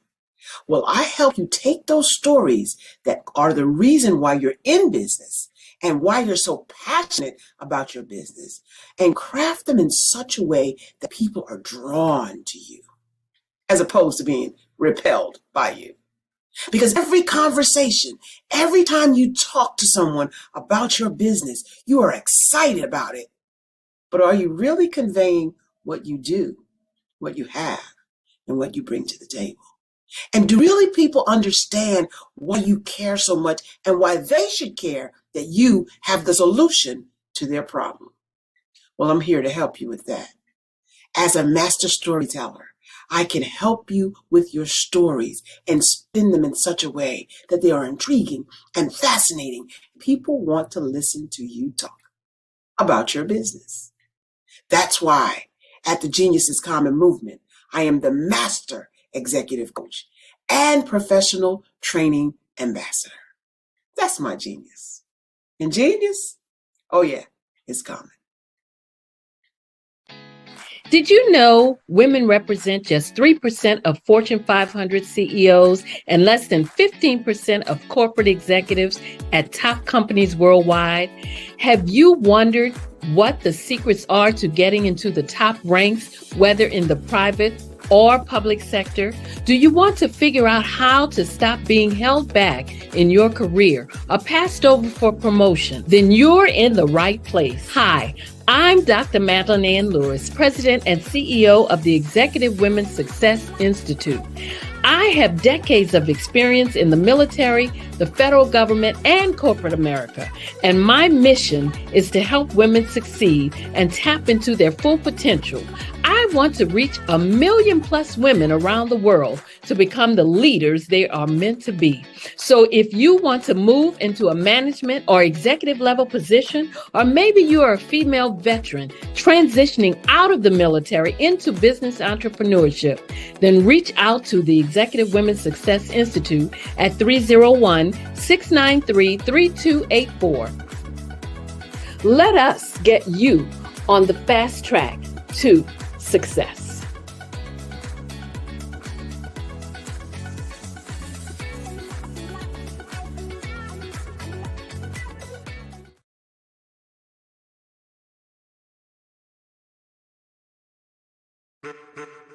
Over the past few years, we've seen the growth of existing and new initiatives focused on financial inclusion, building global networks, and reducing the wealth gap in response to the idea there's not enough seats at the table. Whether their outcomes are to increase the representation of Black executives on corporate boards, ensure an inclusive global economy, or to create new U.S. African commercial pathways, the strategies are often carried out by separate programs. The question is, should they be? With the continent of Africa being home to more than half of the world's fastest growing economies, the youngest workforce, over 400 companies generating more than $1 billion annually, 700 generating more than $500 million annually that are poised for growth, and being the destination of nearly $5 billion in venture capital in 2021. Diversifying U.S. and Africa commercial engagement by building bridges between African businesses and their U.S. diaspora should begin being seen as mutually beneficial. From helping to reduce Africa's enormous capital gap to catalyzing two-way trade opportunities, the COVID-19 global pandemic hopefully has taught us that global challenges and opportunities are more interconnected than we thought. During the pandemic, African companies like Unicorn Flutterwave, insurance provider Reliance Health, ride-hailing app Yasir, and 54Gene, the continent's first bank of DNA on people of African descent, proved that when African companies have access to networks, capital, and information, they grow big, grow fast, and create solutions that are valuable to the world. This is why Be Direct was created. We are the first U.S.-based but African-centric board preparedness and board search company designed to connect U.S. Black talent and corporations to African businesses. Unique and fundamental to Be Direct's success is our process of helping board candidates adapt their experience and networks to an African context before they're connected to high-growth companies that are looking to locally and globally scale. From our focus groups with African business execs and government leaders, we don't ignore the sentiment that business is easy, but people are hard. Having a pool of board candidates with hard-to-access networks and extensive experience across the business life cycle, including successfully raising capital, is table stakes for an initiative like this. So yes, we have that. But corporate or entrepreneurial success in the U.S. does not guarantee success in Africa. Developed alongside industry partners on the continent, our training program, Be Direct Prep, is designed to transpose their experience to create cultural comfort, understanding, and a commitment to helping businesses in Africa scale. Our board governance sessions are African continental and country specific, integrated with cultural awareness and dexterity training, masterclasses led by African industry execs, and mentoring and coaching from African continental-based facilitators. But even more unique to Be Direct Prep, we cap off our training program with an immersion trip to help candidates that have not been to Africa before see and feel Africa's complexity and opportunity from African soil. We all know traditional network-based board placement has historically left a lot of us out of ever really being in the paid board pipeline. Our strategy supports the work of many great organizations that are successfully filling seats at U.S. board tables by creating more tables for those that are still left on the sideline. It's time to start seeing the role and value of U.S. Black talent and businesses on the continent of Africa differently. Old perceptions and habits limit economic inclusion. Let's transition Black talent and the African businesses they will support from the periphery of the global economy to its core. Living in a global lockdown, we all know now how fast local and global economies can change and see the value of having businesses that hire, strengthen local value chains, and even grow globally. Status quo in any form holds back progress. We must democratize U.S.-Africa commercial engagement by socially and economically connecting cultures that have long been disconnected. It's time for Africa's U.S. diaspora to redefine their global value by helping African businesses scale continentally and globally.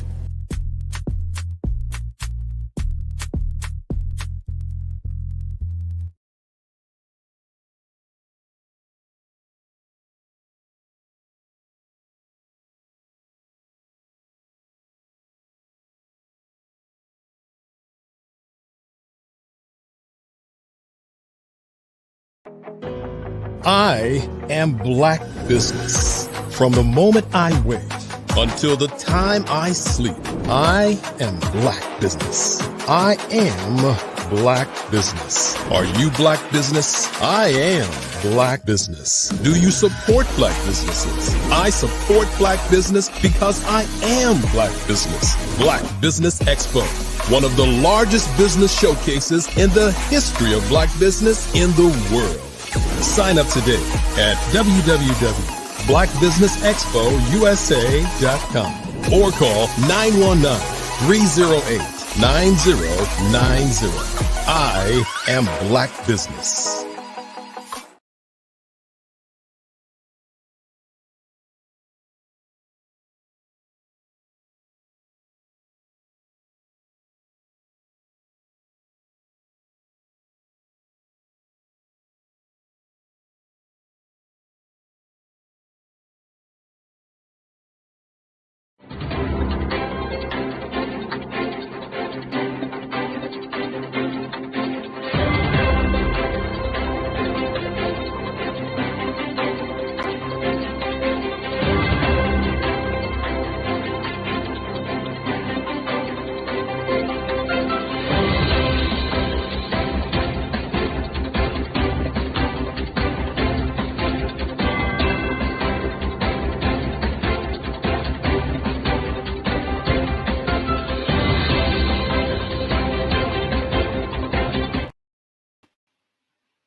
Good morning, business owners, entrepreneurs, thought leaders, and corporations, and welcome to the Black Business Network. My name is Dr. Enolia Foti, and I am the CEO of Enolia LLC, Director of Operations of Vision Africa Development, co-founder of Easy Step Group Management Consulting, and CEO of Expressions of Humanity Foundation. I am your moderator for this morning, and coming to you from Luanda, the capital of Angola, Africa, on the Black Business Network. The Black Business Network is a 24-hour business network showcasing Black businesses, business owners, entrepreneurs, and thought leaders worldwide. We have speakers from North Carolina, Singapore, Kenya, Burundi, Japan, and cities all over the United States. The Black Business Network is a global community sharing its business knowledge to empower, inspire, and educate businesses about business. So I want to share with you just a little bit. I'm going to share with you about something up and coming new this January on the Black Business Network. We are going to start featuring the Literary Olympics, where the focus will be on writers and authors across the world and introducing you to their books. That is going to be a wonderful addition to the Black Business Network. And I would like to share with you just a little bit about what I bring to the table in authorship. I'd love to share with you, first of all, that I am an author of 4 books. The first one being Finding My Sovereign Voice with My Grandmother Elder. And This book is offered on Amazon.com along with the rest of my books. And what it is a self-help hybrid memoir about the travel and work that I've actually done in order to transition my life from a corporate experience over to entrepreneurship. But not only that, it talks about the experiences that I actually went through and how it actually changed my life. Many of us are in the scenario in life where we're doing what we're supposed to do, we're meeting our responsibilities, we're doing what's expected of us. And life is nothing but a responsibility. And it came to me late in life, but partway through my corporate career, that I wanted to do something different. I wanted to be able to look at life differently. I wanted to be able to live life differently. I no longer wanted to be a 9-to-5 person or an 8-to-5 person, clocking in, putting in 80-hour weeks, and then barely seeing my family. And so what I did is I wrote about that journey. I wrote about that journey of wanting to change my world, but not knowing how to change my world. And meeting a grandmother elder that actually assisted and facilitated helping me in a self-discovery path that just changed my whole world. I talked about visiting Canada, Warncliffe, Canada, which is on the eastern side of Canada, and it's in the northeast corner, northeast to all of Canada. And basically, in looking at that particular, or meeting that particular grandmother, I was able to share the longings that I had. I was able to share what it is that I wanted to change my life. But it wasn't about sharing such that somebody came and just led my hand and took me through a step of, okay, I'll help you change your life. No. It was the fact that I was introduced to a whole nother culture. I was introduced to a whole nother world, the Native Canadian world. We say Native American, that's Canada, so the Native Canadian world. Because this particular grandmother, and by the way, grandmother is an affectionate term for elder, not a maternal grandmother, but eldership. And she embraced me, and she introduced me into her world. She introduced me into culture. She introduced me into traditions. She introduced me into a world that has purpose for every single thing that you do. And what it did is that it helped me see how I was living my life versus how life could be lived. The sheer arrogance that you have, you meaning me personally, that we have growing up in the Western world with that sense of entitlement, to take what we want, entitled to just expect that everything is there for us, for the purpose of us, versus that it has a purpose in its own life. So in traversing the story, I wrote about all of the different lessons that I learned in my book while attending and staying in Warncliffe, Canada, and submerging with the Ojibwe culture and the Ojibwe nation, and this particular grandmother, and how I learned compassionate leadership versus leadership that belittles, demeans, steps on, and basically leaves bodies in the walkway because our arrogance always wants to shoot people down. I learned how to be able to embrace my truth, how to step into the power of my words, how to be able to truly, truly navigate life and then know that the glass isn't half empty, but the glass is full, that what I bring to the table is enough. And then the moments that I had, I thought it wasn't enough, and how I was able to navigate that. It's funny how God can bring you through a journey in life and you have no idea its impact, its level of impact, what it does, and how it changes your life until you reflect back. And when I look back at the experiences that I had in upstate Canada, it actually led me through a journey in life that I had no idea that I would be taking, but I had always dreamed of. From Northern Canada, I met my next grandmother upstate New York. But that journey led me to having my first experience on a vision quest. That journey led me to picking up from New York and going to California. There, launching as an entrepreneur my business, and my business that spanned in the first year 22 states and 4 countries later, where I traveled all the world teaching and expressing and what I had learned from the indigenous as the foundation of my program. So in this book, How I Found My Sovereign Voice with My Grandmother Elder, it truly, truly expresses the journey and the lessons in the journey. And if you can learn from the lessons in my life, then you will truly, truly enjoy this book, because the lessons are shared. They're actually summarized in my actual workbook, Discover Your Sovereign Self journal, of which I actually take the time to write up the lessons learned chapter by chapter, then turn around and ask questions step by step, and the lessons that I learned and how to relate it to your life.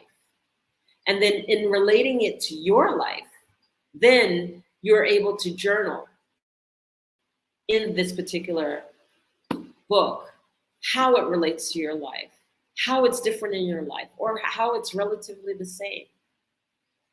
In the journal, I give you affirmations every day. And why affirmations? Because we know that affirmations, it's been scientifically proven, do actually change people's lives.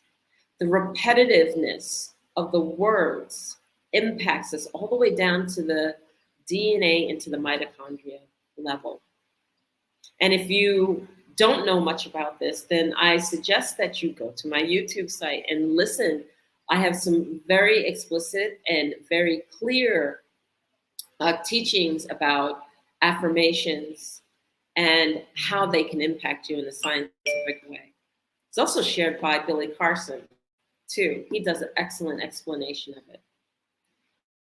That affirmations, and the first one that came from Africa, done by Queen Mayat.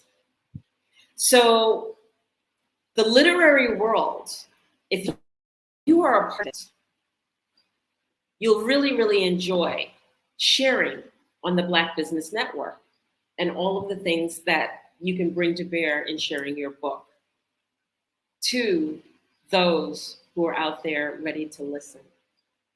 I also want to share about one of my other books. It's called The 30-Day Program to Conscious Living, and it's called Know Thyself. And in sharing Know Thyself, this book is also a launch in a program, self-help to conscious living. Why conscious living? Because we tend to get caught up in patterns and stuck in a world where we're constantly doing the same thing over and over and over again. And what happens is that we go into autopilot. We go into autopilot in our lives. And in going into autopilot in our lives, then what happens is that you're busy rushing through life. Does this sound familiar? Especially those of us who live in the city, because I was born and raised in New York City originally. And so in the morning, and it wasn't about, the quality of life versus that I had to do things quick, fast, and in a hurry, because if I didn't do them quick, fast, and in a hurry, then somebody might beat me to it. I had to be at work on time because there's always people waiting in line for your job if you weren't on time, and if you were tardy, or if you didn't meet your responsibilities for that position. So I learned to do everything fast, quickly, even in my decision making.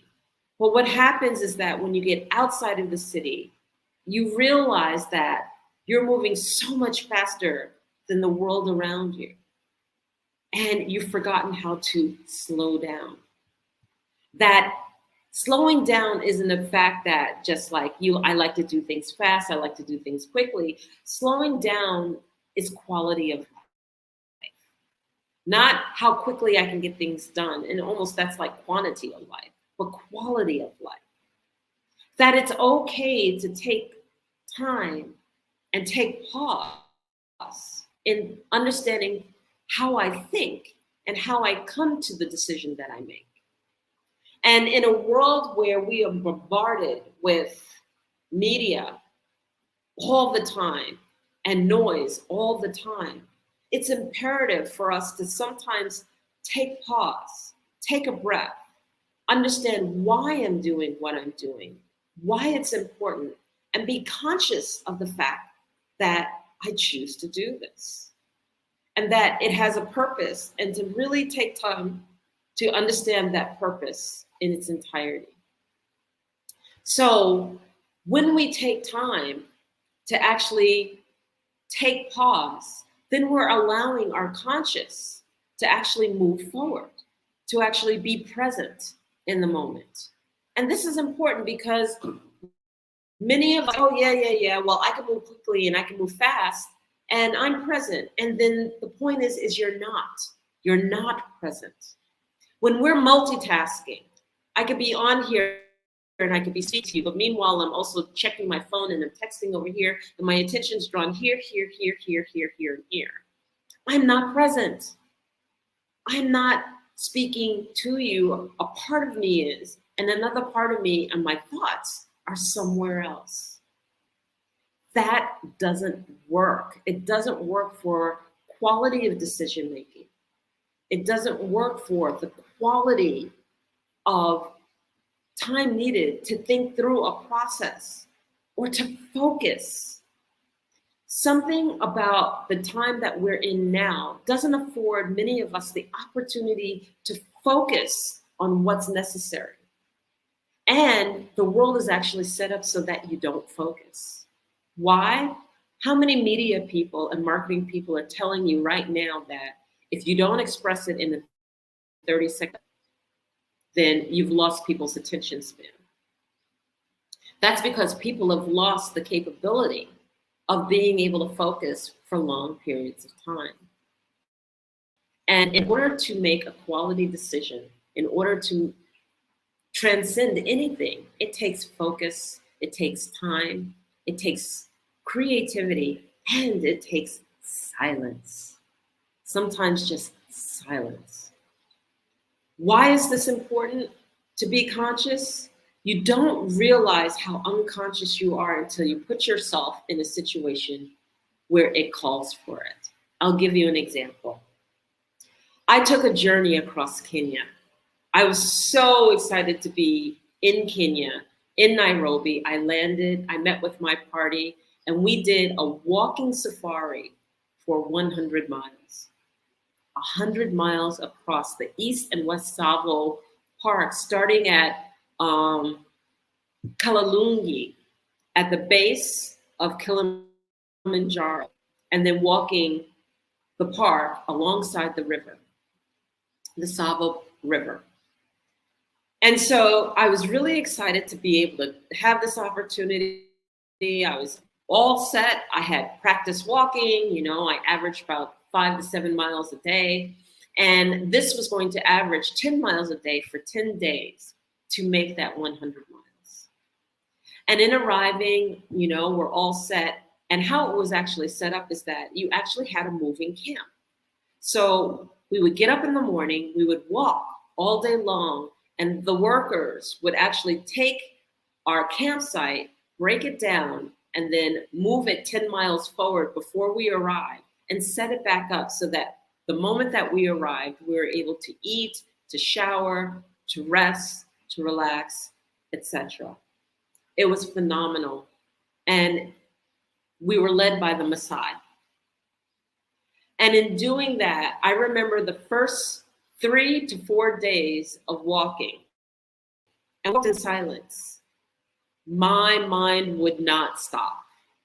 My mind was like the monkey mind. I was going through a litany of, I had to sing a song, I had to this, I had to that.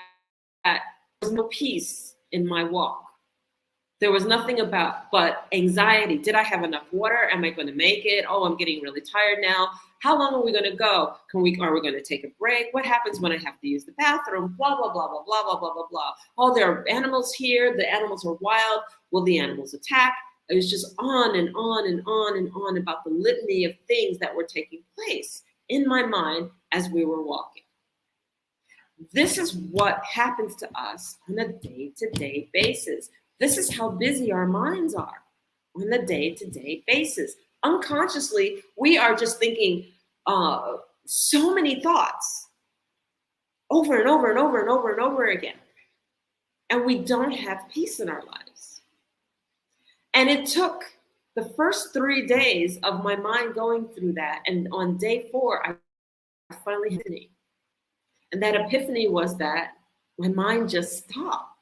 Like I was walking and there was peace, but not peace around me, because the peace around me was already there, but my mind was so jammed with all of the things that I had stepped out of, the singing, the music, the this, the that, rushing to go get this done, rushing to go get that done, that I actually saw the difference on day 4 of the walk, that my mind could calm down.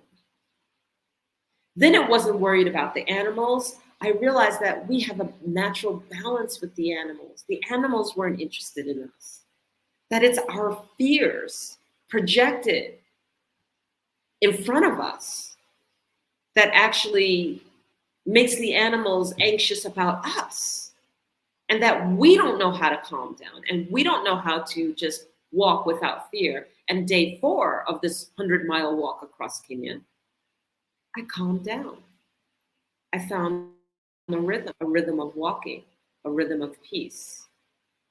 And instead of my mind going crazy with monkey, I started to notice. I noticed that there was an eagle flying overhead and following us.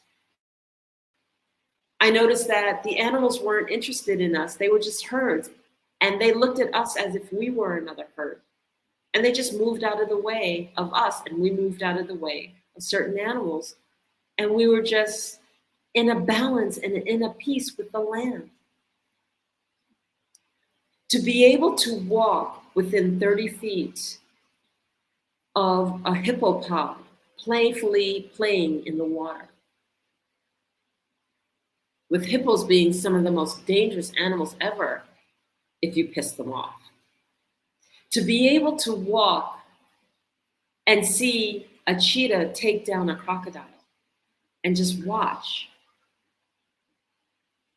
And then be able to actually get within 10 feet of that crocodile after the cheetah left to see it. To be able to understand that the land itself has a vibration, and that I was feeling better and better and better every single day, being in nature and being else, and saying, wow, what is going on here? Like there's a natural peace, but a natural lifting of my spirit. Being in the wild and being outdoors and being on the motherland, the land of my people, the land that I know, the land that I now call home. Walking consciously is not only just being self-aware, it's actually being in alignment and balance with everything that's around you.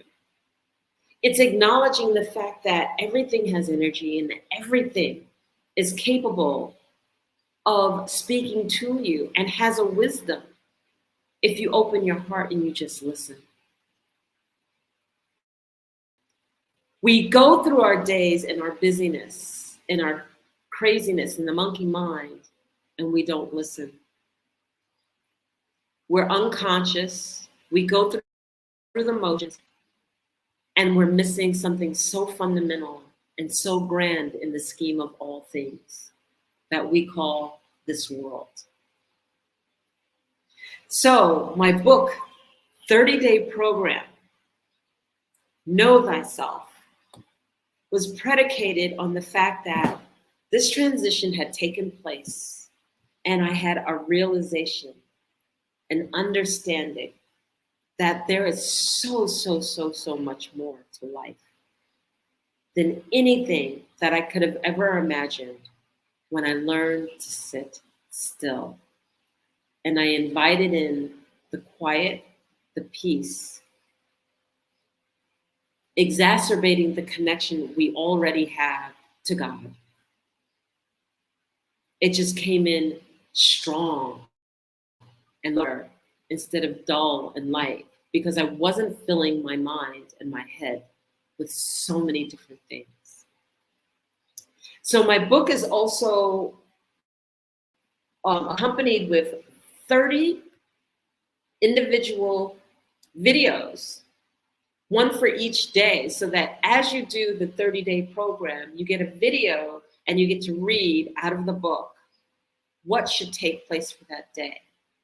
That you can ask the question within yourself, self-reflect, write it down, and answer honestly. And I say answer honestly because one of the other things that we like to do as individuals, as human beings, is we like to convince ourselves of a story, or convince ourselves of why we are where we are.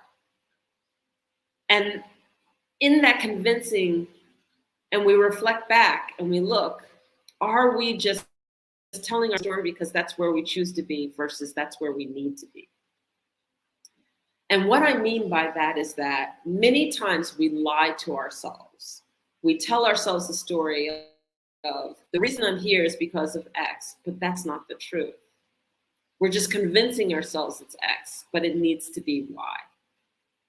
And the question is, when you're living consciously, you can consciously also accept the totality of self, the total you, the total being of what you bring to the table, the good, the bad, the indifferent, the monkey mind, the craziness, the loving, and the darker places of ourselves. We totally accept ourselves. But when we lie to ourselves, we deny parts of ourselves, saying that we don't like it, we wish it wasn't there, etc., etc. And I don't mean that akin to accepting self in its totality versus denying self in its totality and telling ourselves a story when we know it's not true. You can always and should always be honest with yourself. And only you will know when you're being dishonest with yourself. So know thyself, know your strengths, know your weaknesses, know every aspect of yourself, and go from there. And then my last book, The 7 Principles of Self-Mastery, for Self-Mastery, is my journey to understanding and coming up with a methodology of just basically being a better person and creating a foundation for self. And what do I mean by that? Many of us are leaders. We're leaders, we're entrepreneurs, we have all of these visions, we're speakers, we're this. The skills are limitless for what we bring to the table. But what we do is that we do these things on a foundation that's equivalent to sand. So yes, you might be that wonderful speaker, but what happens is that you might fall apart after speaking each time because you're insecure and you've never addressed the insecurity. You're able to function through life, but you never go certain places because a trauma happened in your life, and that trauma brings fear, and that fear brings the limitations. So you never, ever, ever go beyond a particular limitation until you address it. And so what happens is that when we have traumas and we have fears in our life, we actually look through the pain of fear when we're living life. And we limit ourselves along the guidelines of the pain that we've experienced. So when I talk about the 7 principles for self-mastery, I also talk about the Empower, Achieve, Succeed methodology. It's a methodology that I developed that actually addresses how to live consciously, confront some of our hardest fears, and not change, but transform the patterns and habits over a period of time. It's very, very easy to say, oh, I'm going to change, and you change for a period of time. And we know this because we do this every January, don't we? We call them the new things that I'm going to do for January 1st, right? I'm going to change. I'm going to do these are my list of things that I'm going to change for the new year, and this is what I'm going to do. And then we do it for about a month, and then we're right back to the same old habits. Well, through this methodology, we actually break down the patterns and the habits. We actually learn how to observe our own thinking. We learn how to observe our own behavior, and then we learn how to make a different decision. And when we make a different decision, we get a different outcome. We learn how to navigate through the stories that we are creating for ourselves and that others are creating on behalf of us. We learn that when silence takes place, we don't have to fill in the blank with a story that, frankly, we're making up because the truth hasn't been unveiled to us yet. We learn to navigate through, and we learn to do. So if you're interested in any of the books, you can find me on Amazon.com. You can also find me on my website, www.enolia.live. And you can reach out to me on info@enolia.live for any questions, thoughts, and share with me your thoughts. So I want to thank everyone, and I'll see you later because genius is on the other.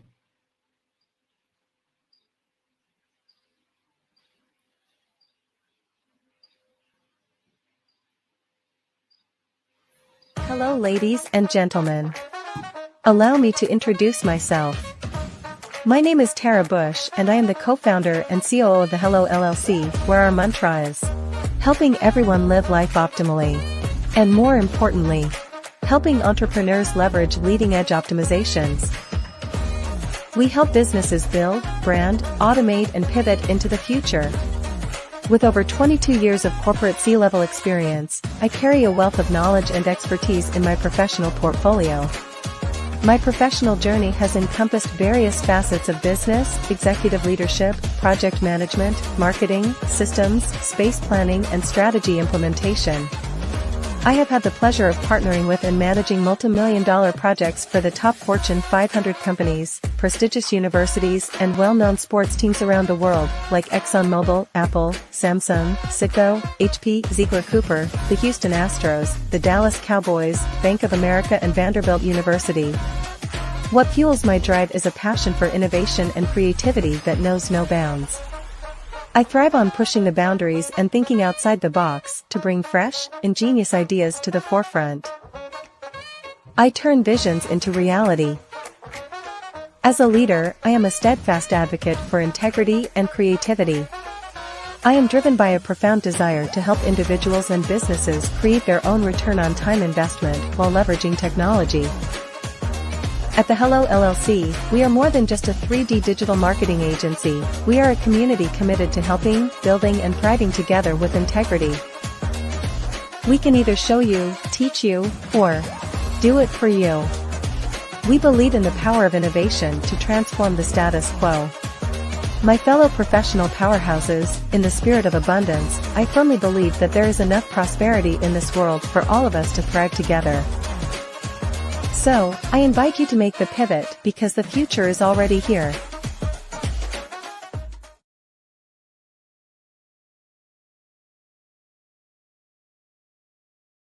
Sometimes you got to hear the news from the Black perspective, and more specifically, Black publishers. And that's exactly why you have to download the HeyTie app, the largest mobile app delivering breaking news, videos, and podcasts from 200 of your favorite Black publishers. Yes, 200 Black publishers delivering news as it happens, literally all in one app. Go to HAYTI.com or download the app in the Google Play Store or Apple App Store. It's completely free, along with information that you can trust, so go check them out.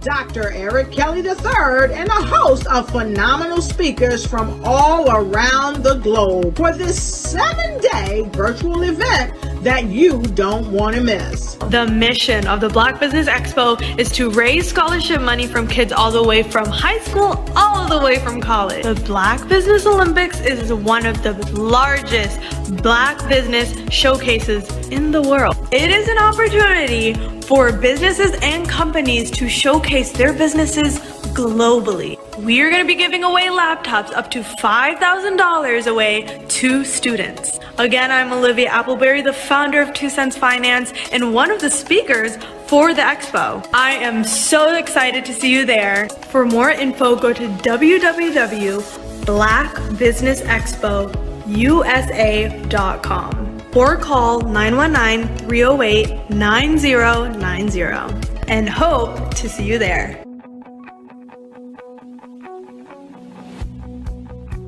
I am Black Business.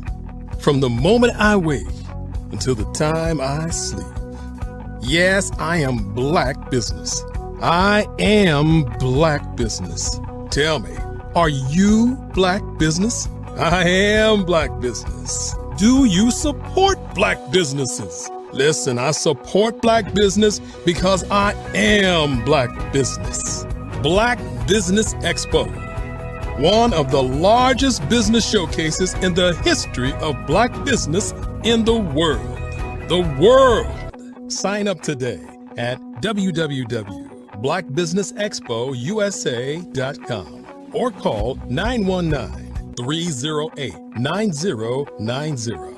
I am Black Business. I am Black Business. From the moment I wake until the time I sleep, I am Black Business. I am Black Business. Are you Black Business? I am Black Business. Do you support Black businesses? I support Black business because I am Black business. Black Business Expo, one of the largest business showcases in the history of Black America in North Carolina. Sign up today at www.blackbusinessexpousa.com or call 919-380-9090. I am Black Business. I am Black Business. From the moment I wake until the time I sleep, I am Black Business. I am Black Business. Are you Black Business? I am Black Business. Do you support Black businesses? I support Black business because I am Black business. Black Business Expo, one of the largest business showcases in the history of Black America in North Carolina. Sign up today at www.blackbusinessexpousa.com or call 919-380-9090. I am Black Business. I am Black Business. From the moment I wake until the time I sleep, I am Black Business. I am Black Business. Are you Black Business? I am Black Business. Do you support Black businesses? I support Black business because I am Black Business. Black Business Expo, one of the largest business showcases in the history of Black America in North Carolina. Sign up today at www.blackbusinessexpousa.com or call 919-380-9090. I am Black Business. I was born in a little village on the island of Haiti. Many deadly diseases pounded me. It is as if they were on a mission to end my existence on this earth. I refused to give up. In 1983, I left Haiti and came to the United States of America. And I came with $5, 2 shirts. I didn't speak in English. I came to Atlanta. I got a job. I was a doorman. I was a doorman with a dream. What I used to come on stage. I'd rehearse this moment that I'm standing in front of you. That's the power of a dream. Maybe today is the day you begin acting as if you already have it. And then step out with full force. Take a risk. No condition is permanent. Don't let your situation distract you. You are chosen. You are called. You are born for a purpose in this life.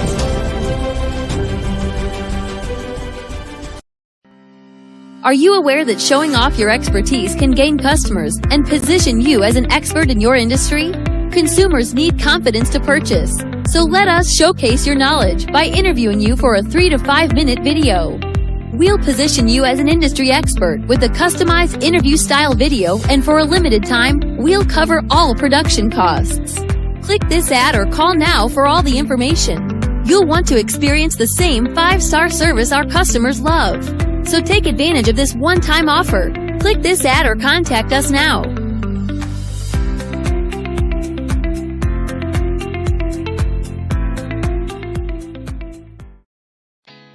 Did you know women represent just 3% of Fortune 500 CEOs and less than 15% of corporate executives at top companies worldwide?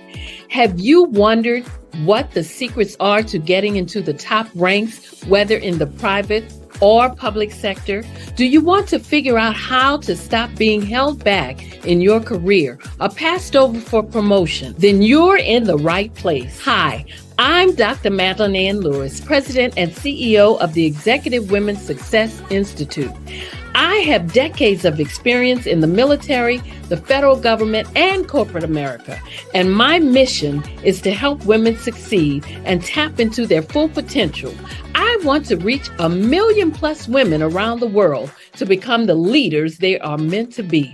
So if you want to move into a management or executive level position, or maybe you are a female veteran transitioning out of the military into business entrepreneurship, then reach out to the Executive Women's Success Institute at 301-693-3284. Let us get you on the fast track to success.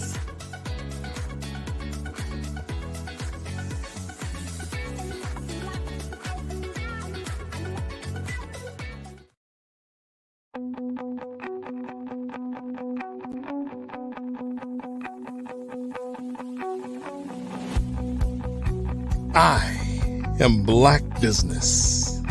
From the moment I wake until the time I sleep. Yes, I am Black business. I am Black business. Tell me, are you Black business? I am Black business. Do you support Black businesses? Listen, I support Black business because I am Black business. Black Business Expo, one of the largest business showcases in the history of Black business in the world. The world! Sign up today at www.blackbusinessexpousa.com or call 919-308-9090. I am Black business.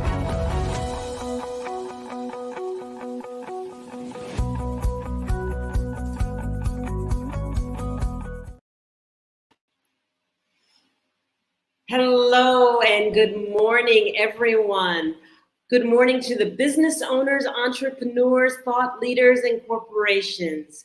Welcome to the Black Business Network, and my name is Dr. Enolia Foti. I am the CEO of Enolia LLC, Director of Operations for Vision Africa Development, co-founder of Easy Step Group Management Consultancy, and CEO of Expressions of Humanity Foundation.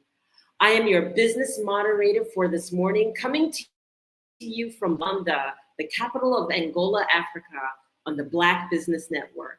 The Black Business Network is a 24-hour business network showcasing Black businesses, Black owners, entrepreneurs, and thought leaders worldwide. We have speakers from North Carolina, London, Singapore, Kenya, Burundi, Japan, and cities all over the United States. The Black Business Network is a global community sharing its business knowledge to empower, inspire, and educate businesses about business. And it brings me great pleasure to introduce a keynote speaker, Erica Jo Robinson. Erica Jo Robinson is just an ordinary woman called to do extra things, but her calling by no means made her life any easier. She has been through enough things in life that she feels qualified to stand amongst those who are qualified to share. She also knows you are a raw material of everything you ever wanted to be. It is under great duress that she is face to face with the very essence of who she is. She is proud of what she finds, and other times, not so much. If you ever felt like God crushed you in one hand and sustained you in the other hand, then her message is for you. She is a stage 4B, and let me see if I can get this correct, adenocarcinoma survivor. Ironically, it seemed when her life was just beginning, she was closest to death. She was living so good that she felt no symptom of cancer that I could recognize, but had both COVID and cancer at the same time and was practically asymptomatic.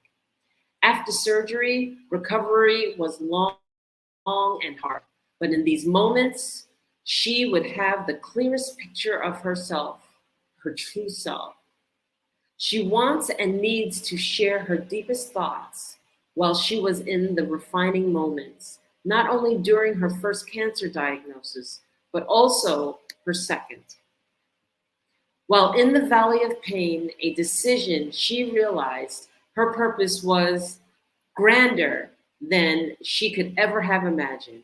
She is the guardian, she is the change, she is both the lock and key. Ms. Erica Jo Robinson is a best-selling author or co-author in the HER, Her Story, TOO 2 anthology book collection by Carol Wilson, and aspiring public speaker and point blank.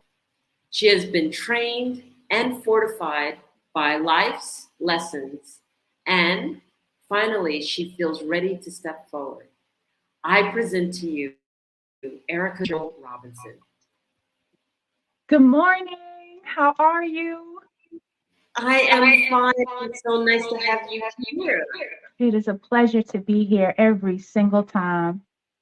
Wonderful, wonderful. Okay, I'm getting a slight echo. I don't know if you can hear that. I can hear you, yes. Okay. So lovely to have you here, and there's so many things that I want to ask you. So first of all, let's start off with where you're located from and where you're from. Talk to us.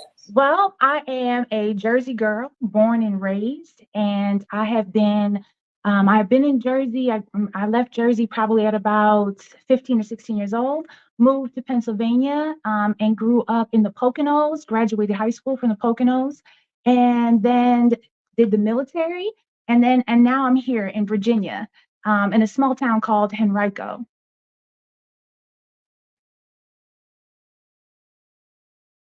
So Henrico is a very interesting place to be. I didn't know whether it was pronounced Henrico and Henrico, but it is a small town that is just like adjacent to, most might know, Richmond.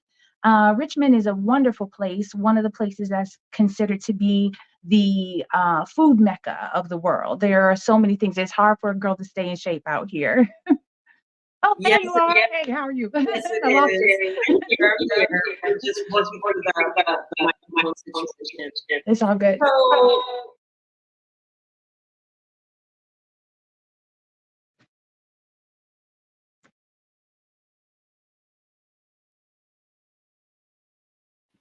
tell us a funny thing that you believe about radio when you Oh man. When I was a young girl, this is long before internet was accessible to everybody the way that it is now, and I listened to radio constantly. What I didn't understand is that radio was pre-recorded. What I thought was happening was that every artist was lined up to get ready to sing their song. Was lined up at the studio ready to sing their song, and then they would go back in line at the end of the line, and because you would hear the same song like maybe a few times throughout the day. So I thought they were there all day getting ready to sing their song and come back through the line. That's what I did not understand, that it was pre-recorded. I thought radio was live. And so as a young girl, I didn't know that, so I'm exposing myself. Oh, it's okay.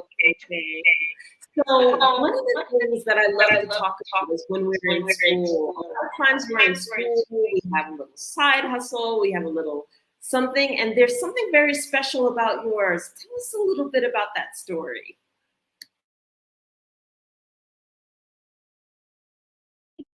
You're on mute. Okay, here we go. Can you hear me?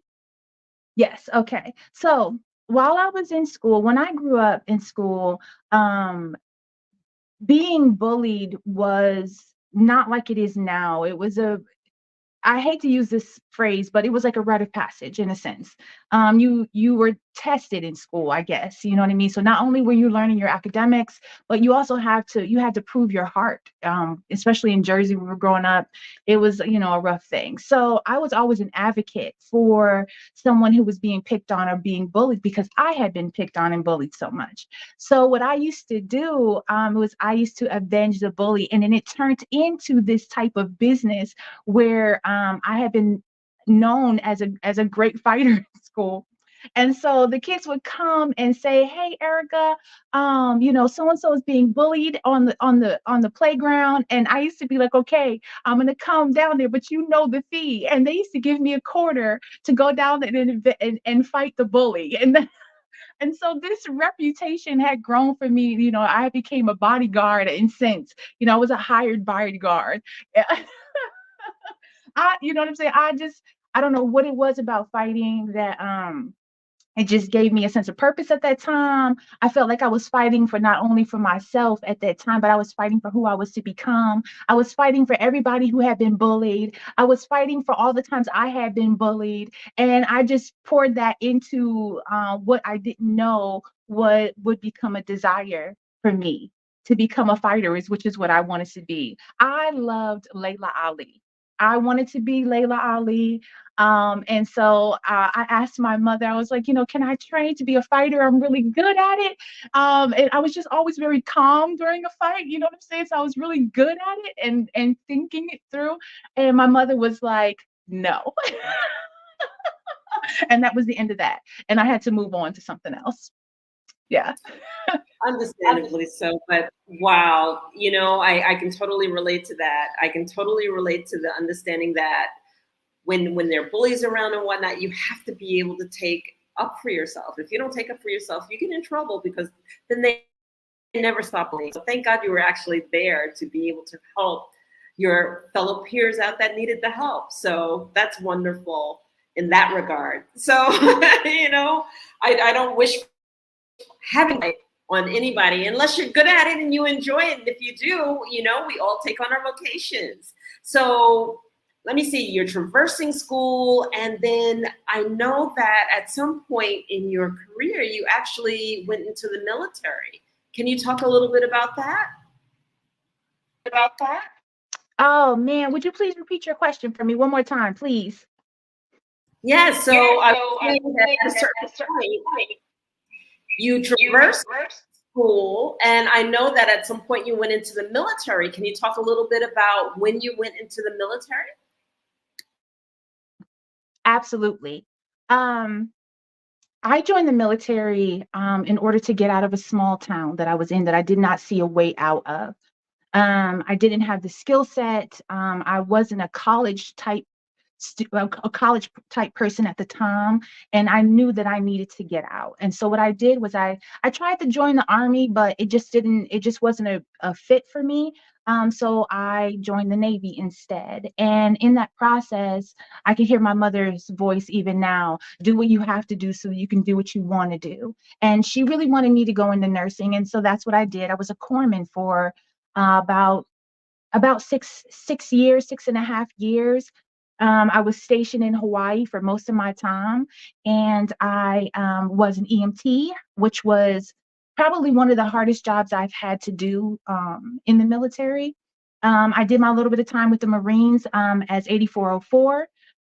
It was a requirement. The Marines, I don't know what the situation is now, but at the time, the Marines didn't have medics, and the Navy's medics were the Marines medics. And so we had to go and learn how to perform an action with them, which was something that I carry with me to this day as an attribute to who I am now and what I'm able to accomplish.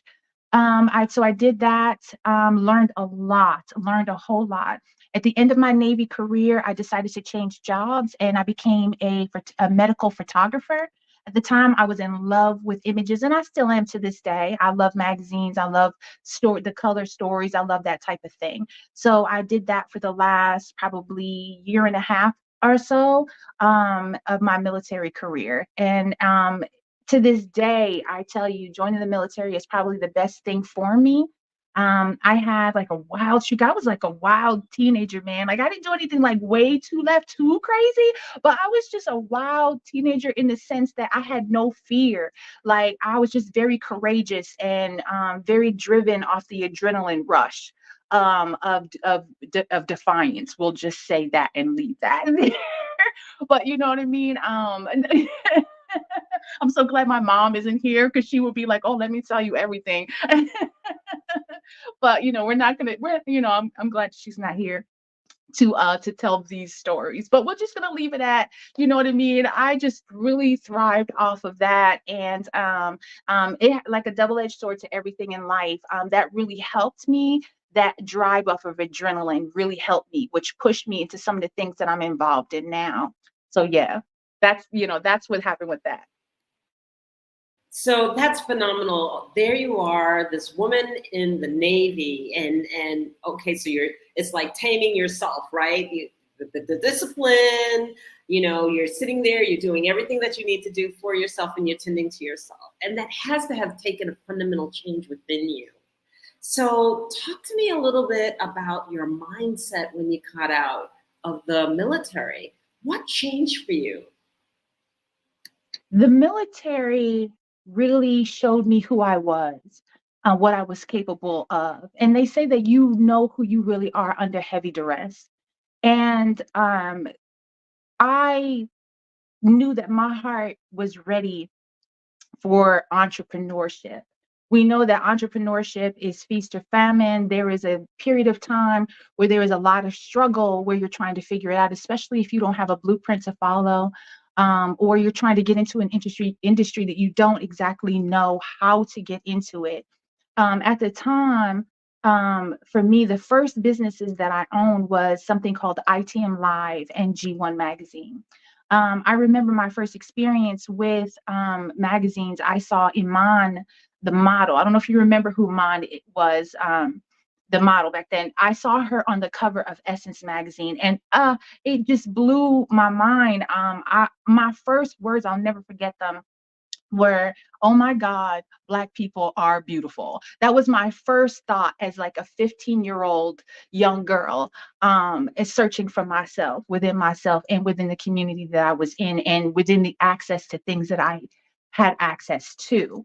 And those images just stuck with me. Like I would, like people searching for money for, like a picture an addict searching for money for like cigarettes or whatever. I was pulling up the couch cushions looking for change to buy the next Essence issue or the next Ebony or the next Jet at the corner store, the little bodega at the corner store. And I just thrived and loved. I would stand in the store for hours just flipping through a magazine to know if this is the one that I wanted, or the array of magazines that were there. And I would just thumb through these, and the store owner would be like, no, either you buy or you leave. So, you know what I'm saying? I would finally make my purchase and go home and look at that magazine in the comfort of my home. Like I had seen it for the first time, like I just didn't look at it at the bodega just then. So the military really gave me the strength I needed in order to pursue those endeavors, along with ITM Live, which I loved music. When music videos were first coming around big, Yo MTV Raps, VH1, I can't even think of them all. I was right there. With some of those songs that were like huge at the time. Boy George was huge at that time. Michael Jackson was huge at that time. I loved Ola Ray and Thriller. Can you tell? I loved Ola Ray. Oh gosh. That's what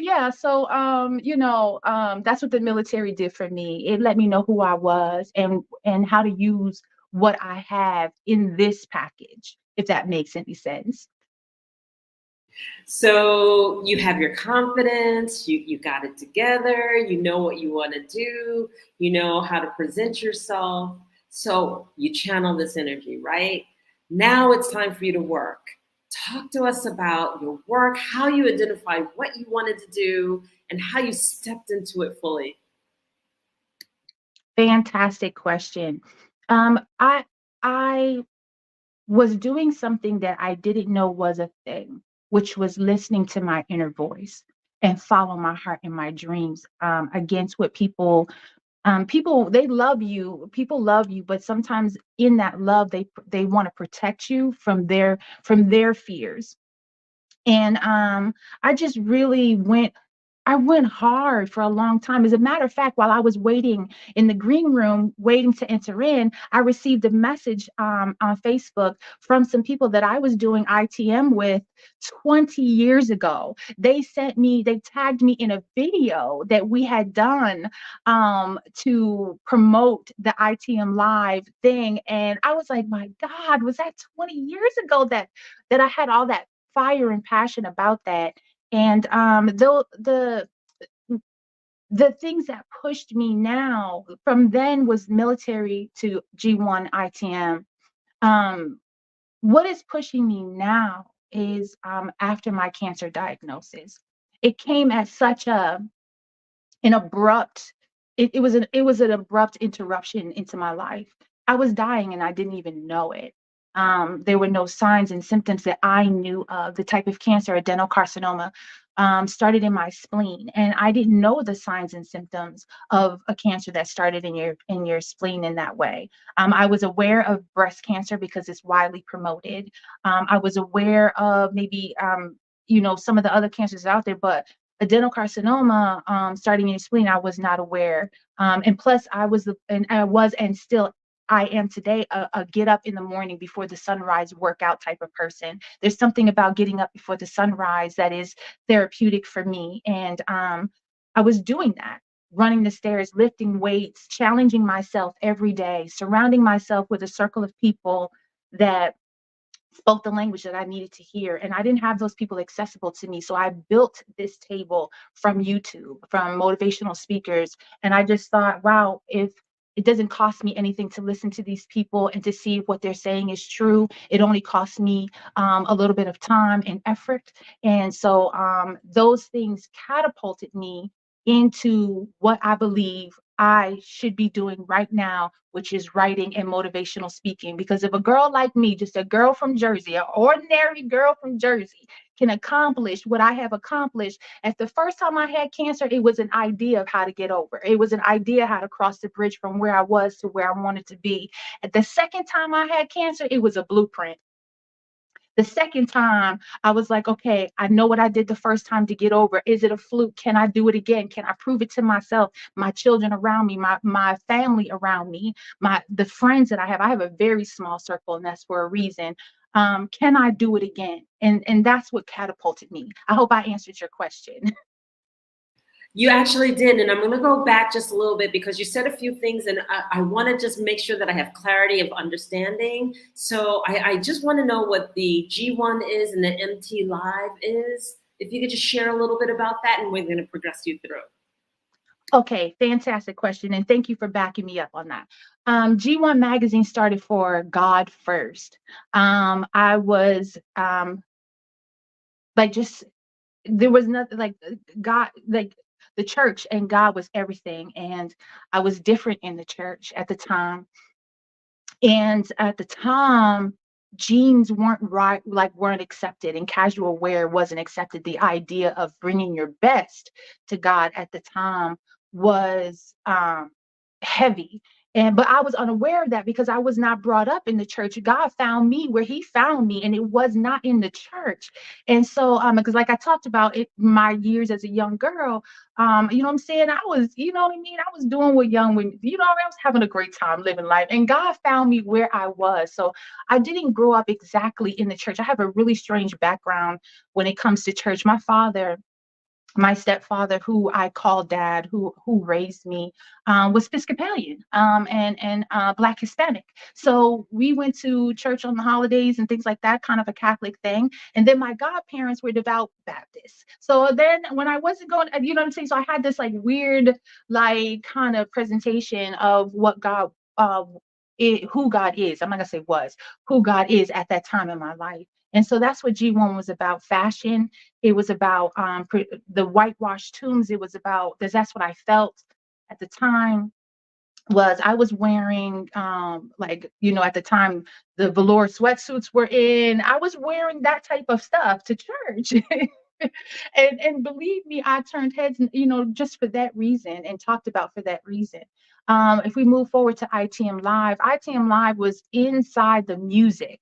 And they went together. So when we found artists, we were invited to underground situations where we found Christian artists who had the heart and courage to perform in secular venues. And we will pull those artists back to our platforms and our platform and give them the opportunity to perform and perfect their craft. And so then G1 magazine will report on those things that was happening in ITM and on those stages. That's how that whole thing got started. And it's so funny that you asked me about that. I was just going through that old stuff the other day, looking at how passionate I was and determined I was without schooling. I looked at magazines as the school, and I studied from the outside looking in. And that's how I did with ITM Live as well. I was influenced heavily by 106 in Park. I'm not sure if you remember that show. I patterned ITM Live after 106 in Park, almost like as best I could, like down to the graphics. I mean, young graphic artists. We were just so hungry back then. When I think about that time, it just gives me so much life now. We were hungry back then. So yeah, pretty much that's where that stuff comes from. I love this because the rule is there are no rules. I'm just going to do it. I'm going to do it the best way I know how. This is the way that we're supposed to be living life, instead of taking this projected way of being on and saying, okay, this is what is expected of me. I always have the saying called dream a beautiful dream or you will be dreamt, which is like, if you don't create your dream, then all you do is fulfill what everybody perceives you should be doing instead of doing what you want to be doing. So this is really, really phenomenal. And I sit there and you think about the fact that you got performers to come in and perform. What was the strategy behind that? What made you think of that to do? Oh, that's such a great question. How do we get this? When we came, we lived in a small town called Bremerton on the West Coast in Washington State, where I spent 22 years. When we got there, we ran, my husband at the time, I'm now divorced. My husband at the time ran into someone named Sean he was in college. And I remember I was dropping him off at college every day. And then I was going to work. And then one day he came home and he was like, yo, I met this guy named Sean and da da da da da, so on and so forth. Sean was very connected because he had grown up in this area in Seattle, Tacoma. He knew a lot about Bremerton, Everett. It was just a few towns that we frequented often. And so once Sean heard about this idea, like I was like, Sean, I want to do this. I want to start a magazine. This is what I want to do. This is my life home. This is what I wanted to do. And he was like, really? He was like, well, I know this person. And we were so bold. When I say we were so bold, we were new in that town. We found a church that we wanted to join, or not even to join, that we liked. And we went a couple times and we were like, this is a great church. Before, we were so bold. We were like, we need a meeting with the pastor. We need a meeting with the pastor because I have an idea and I want to bring these artists that I'm noted, that I'm learning about, and we want to start this show and we want to start it right here. And I think the pastor at the time, God rest his soul, he is long past, he looked at us like, he blinked like before answering, like what are you asking? But we were so bold that we were like, we know this is good, we know this is what the youth want, to separate, because a lot of the youth were talking about at the time how they wanted, like, they didn't feel trusted in church to do what was needed to be done, in the sense that ushering in the Holy Spirit, being respectful, that, like letting the Holy Spirit just run and do it. They always felt like the pastor came on and started talking right when the Holy Spirit was dropping and they were getting revelation from the Holy Ghost. So we wanted to do something that was without ushers, without a program, without an official we just wanted it to be, God led. And that's just where we were at the time. And so that just, like, the word just spread and our reputation preceded us. And it, nothing is better than word of mouth advertising. Nothing is better. And that thing ran so quickly. Next thing you know, we weren't running the business. The business was just rolling and we had to keep up with it. It had gained its own identity and we just had to keep up with this thing. And that thing ran for 8 years. 8 years we did that. And then after a year of successfully doing that, we wanted to reward ourselves. Like, how do we celebrate that we made it a whole year? And so, lo and behold, BET award show was coming on. I sat down with a pen and paper and wrote down everything that happened, play by play. And that's what we did. We celebrated just like that. And that just grew. It was crazy. It was a beautiful thing. Absolutely beautiful thing. That's a phenomenal story. I think every youth should hear this story, because that's what it is when you are led by your heart. You fall into play, that it's successful. That's exactly what is supposed to be taking place. So that's phenomenal. I'm so happy for you. I love hearing it too. So you have a little funny story to tell us about sneakers. Tell us your funny story about sneakers. Great. This is, and for every entrepreneur out there, I really want you to listen to this, because it was in 2020 hindsight that I realized what had happened. My ex-husband was playing semi-pro ball at the time. And so we left ITM and G1. We felt like it had run its course. We had life had happened to us. And so we needed to transition. And we decided that we were going to live regular lives. After ITM and G1, we were going to get 9 to 5s. be like everybody else and just go to work and come home, play with the kids, that type of thing. But of course not. That's not, because that's not the calling on our lives, either together and individually. It came around that he was playing ball for a couple teams because he loved basketball. And it was presented to us to own a team. Well, before owning a team, he had to play in order, and like we needed to know what the ins and outs were. And at the time, the pay wasn't very much, and the guys were only getting, and I dare say this, $25 to $50 per game in this semi-pro league. And everybody was just complaining about this money, like, oh, what am I gonna do with this?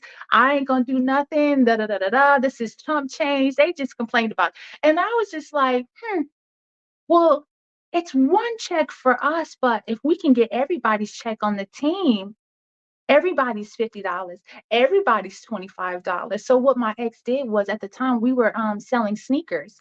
That's when we had figured out how to get merchandise from China. And so we didn't know if the Jordans in the Nikes were real or not. They looked good. You know what I'm saying? They were put together well. And if you wasn't gonna tell, we wasn't gonna tell. That's how we thought about it. So he had a whole trunk full of sneakers, and he used to roll around with this suitcase full of sneakers. And so at the end of the game, he didn't even hardly get any playing time. He was a great player, but they put him on the bench more so to keep them from playing against him. They put him at the end of the bench for a little while, and he had to deal with that, which he dealt with that, really well. So what he did was, at the end of the game, he would call the players over to the car, pop the trunk, and be like, "Guess how much these sneakers are? $50."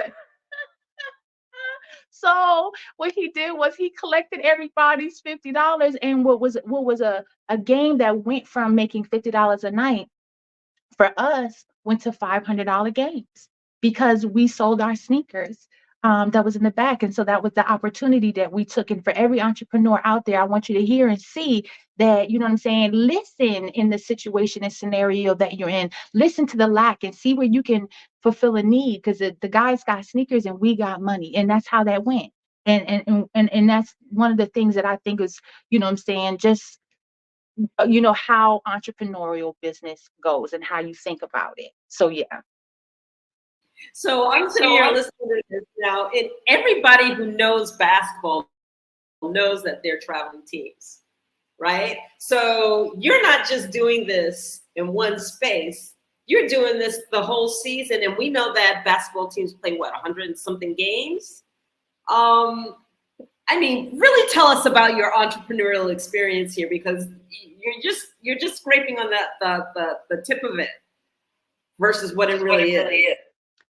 I remember the day my ex came to me and said, this is the next thing. I think this is the next thing. And we transitioned from players. My ex-husband transferred from being a player to an owner. And I remember the day we sat in our room at the desk trying to come up with a name and a business plan. I was in college at the time, so I took this and made this all my homework. So I was in business school at the time, so I did my business plan. We did all the research, and once I had gotten done with the research, I was actually afraid because the ABA didn't have the best reputation. And so we were aware of the pitfalls and why these teams failed. And I think being in school and forcing me to study that really was a blessing in disguise for a lot of it.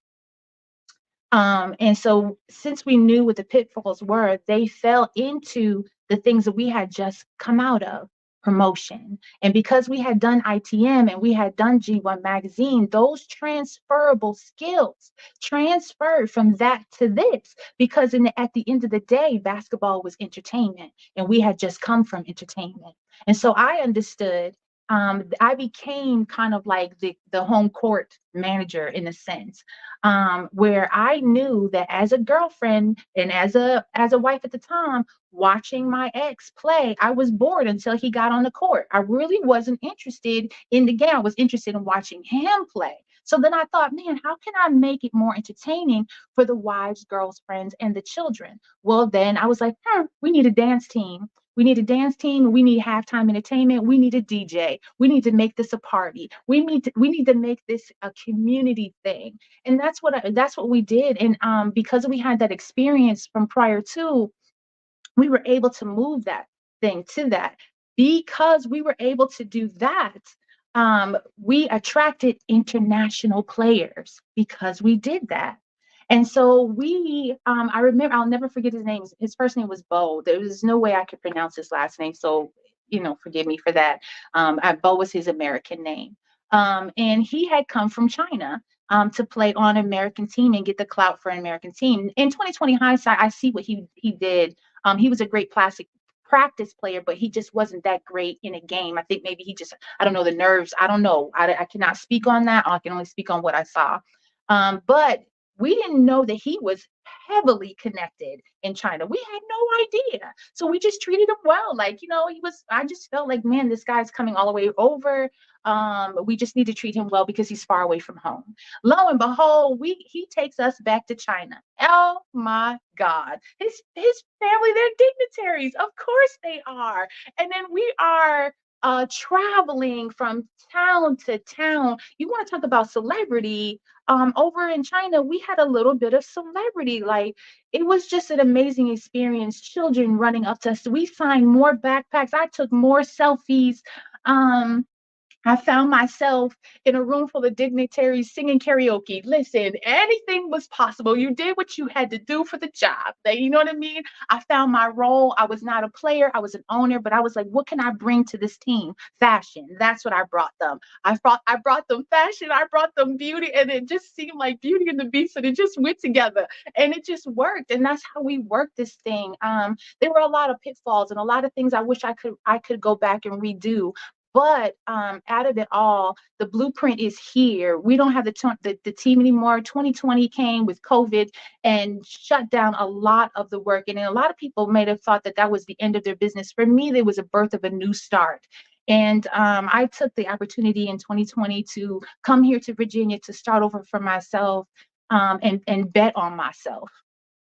And that, I'm seeing business, when you're doing entrepreneurial business, it's more than just the step to step, do this, do that, then do this and do that. There's so much hard work in between stages 1 and 2 that you learn about yourself. And so yeah, that business was crazy. I danced for 4 years. The dancers that I wanted, I couldn't find in the town. So I was like, you know what? Guess what, Erica? You're going to be a dancer at 45. Yes, I did start that. Yes, I did go to Walmart, find me some leggings, ran into a young kid from Jersey who was a dancer and was like, listen, teach me how to dance for like a whole summer. Because girl, I couldn't get up and down in one count. Okay. I needed to get that down.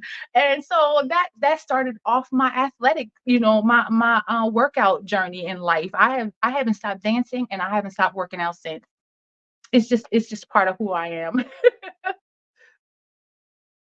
I love it. I love it. I love it. And so out of all of these experiences that you had, what is your passion? What is it that just calls you from your heart to say, this is it, this is me?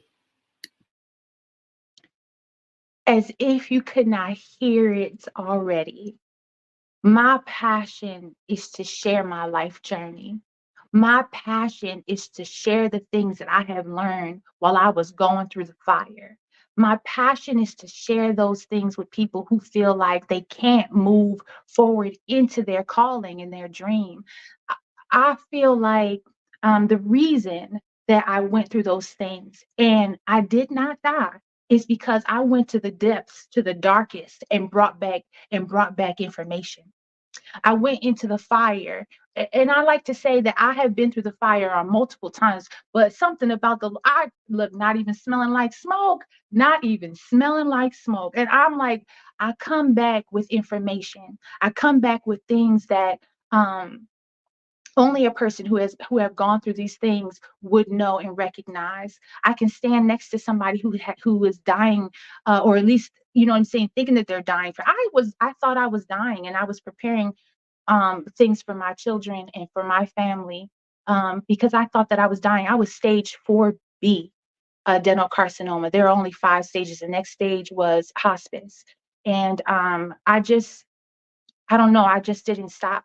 I just didn't stop. I kept telling myself every morning that I got to get up. And that's what I did. And because I know these things, I want to speak to somebody else who thinks that that they're on their way out of here. And until God say it's a wrap, until God say it's over, and still get up. You know what I mean? I just kept getting up. I want to share that passion. I'm very passionate about living. I'm very passionate about creating the life that you want to live. I'm very passionate about how do you do that? How do you listen to your inner voice? How do you know how to listen in the stillness, in the quietness? How do you decipher between the voices that you hear and within your head, the one that is afraid, the one that is foolish, and the one that is full of information to guide you and lead you? How do you engage with people along your path, along your life journey? I'm gonna tell you this: when I learned that my brain was telling me to repeat things just because it's a gathering place of information. It's a gathering place of historical events that happened in my life. When I learned that, and then I learned that I could retrain my brain to help me versus to keep running me into the same negative habits. I jumped on that and took advantage of that. And I'm going to give you one tidbit. That's the reason why I get up so early in the morning. When you wake up in the morning, your brain is most receptive. And so I thought to myself, what if I train my brain first thing in the morning to do the things that I want to do? What if I could train my brain into thinking the things and to coax me into doing the things that are going to bring me success, that are going to help me get up, that are going to help me live a healthier lifestyle, that are going to help me attract the things in life that I want? What if I did that? And since there was no one else around and no one else willing to get up at the time that I was getting up in order to batter my body into success, I listened to that round table that I created. And and that's just how that went. And I am passionate about that. I'm also very passionate about young people. I think that it is any country's most precious commodity is the young people. And if you can implant your positive thoughts and the things that you learned in your time on this planet into them, then you have a word in the future. You have to be willing to plant a seed for a tree that you may never enjoy the shade of. And I'm willing to do that. My passion and purpose. That's phenomenal. And, I just want to add on to that too, because I also look at what people aren't saying. And one of the things that you aren't saying, but it's very, very prevalent right here, is that you did not accept a diagnosis and then lay down to die. Okay. And a lot of people sit there and say, oh, I've been told this. And it's just like, oh, I can't do this. I can't do that. So, and they say, eat healthier. And it's like, well, I like this. So you know what? I don't care what they're saying. I'm just going to do what I do. That's just me. So what you're basically doing is you're saying, I'm signing my death warrant. I'm not going to eat healthy. I'm not going to make the change. And then I'm accepting all that has just been labeled and told to me. And what you have to do is you have to defy. And the only reason I'm not going to come back to you is because I know you wanted to mention to Carol, your anthology in Carolyn. So I'm going to ask you that, but I wanted to highlight that because those are the things that you're not saying, but that you're implying. And I think that our audience needs to hear that.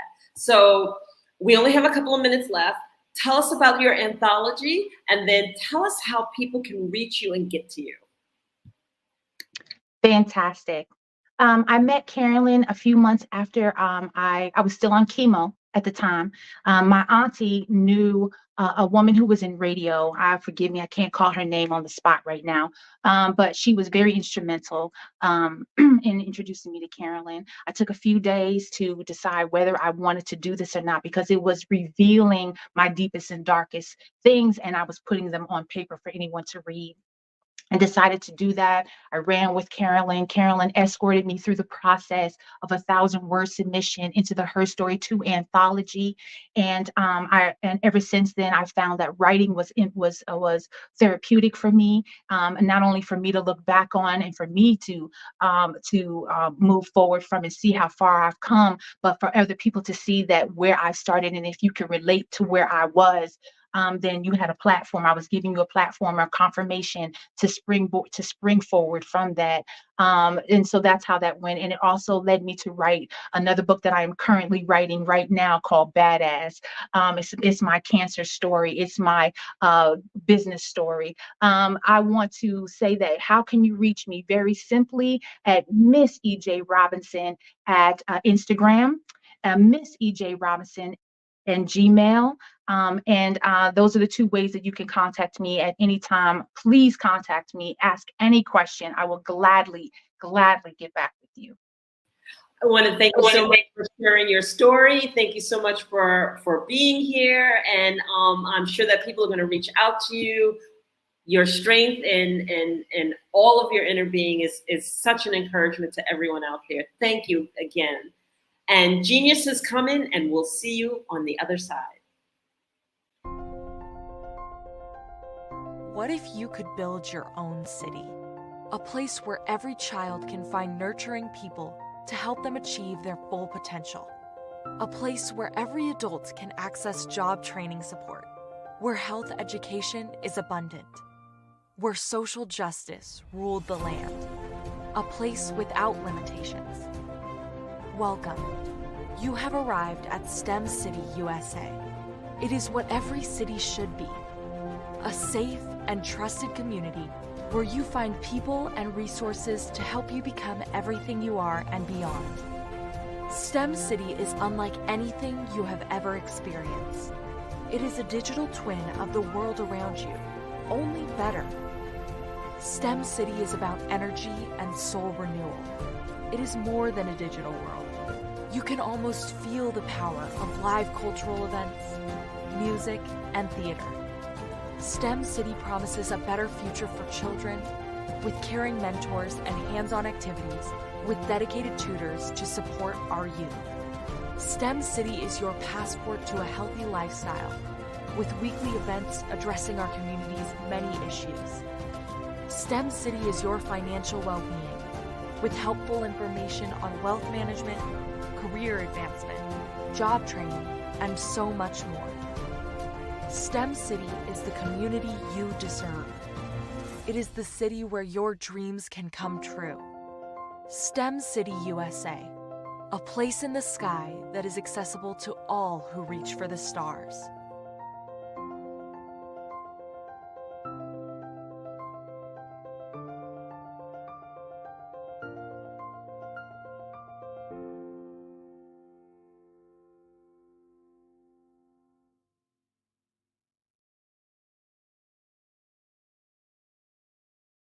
Artist to me is a creative expression of something from nothing.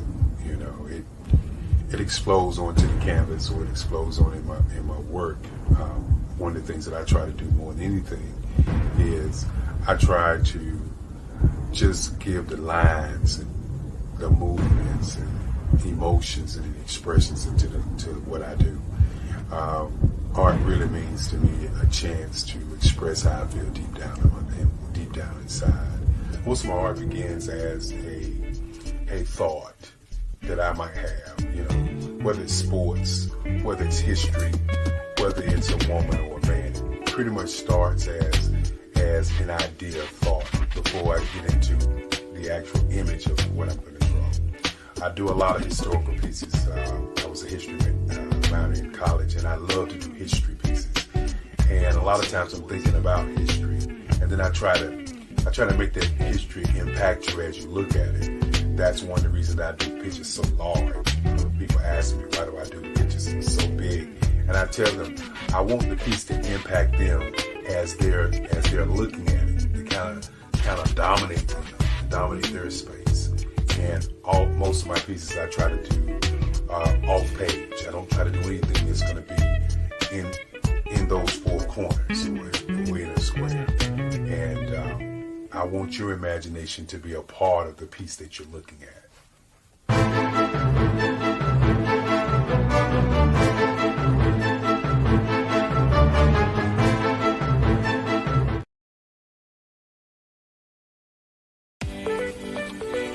You are in the right place at the right time. The Black Business Network opens again for its Black Business Olympics, a 24/7 broadcast on business, strategies, global branding, social media marketing, finance, advertisement, and much, much more. Featuring the top, most powerful entrepreneurs and speakers and thought leaders from all around the world as they gather together for this phenomenal event. Join the Black Business Network streaming live into the metaverse, STEM City, USA, Black Multiverse, Pod TV, Roku, Hulu, iHeartRadio, Apple TV, YouTube, TikTok, Instagram, Google Podcasts, Facebook, LinkedIn, IBM TV, Spotify, and Twitch. Tune in today and be a part of this amazing movement. The Black Business Olympics welcomes you.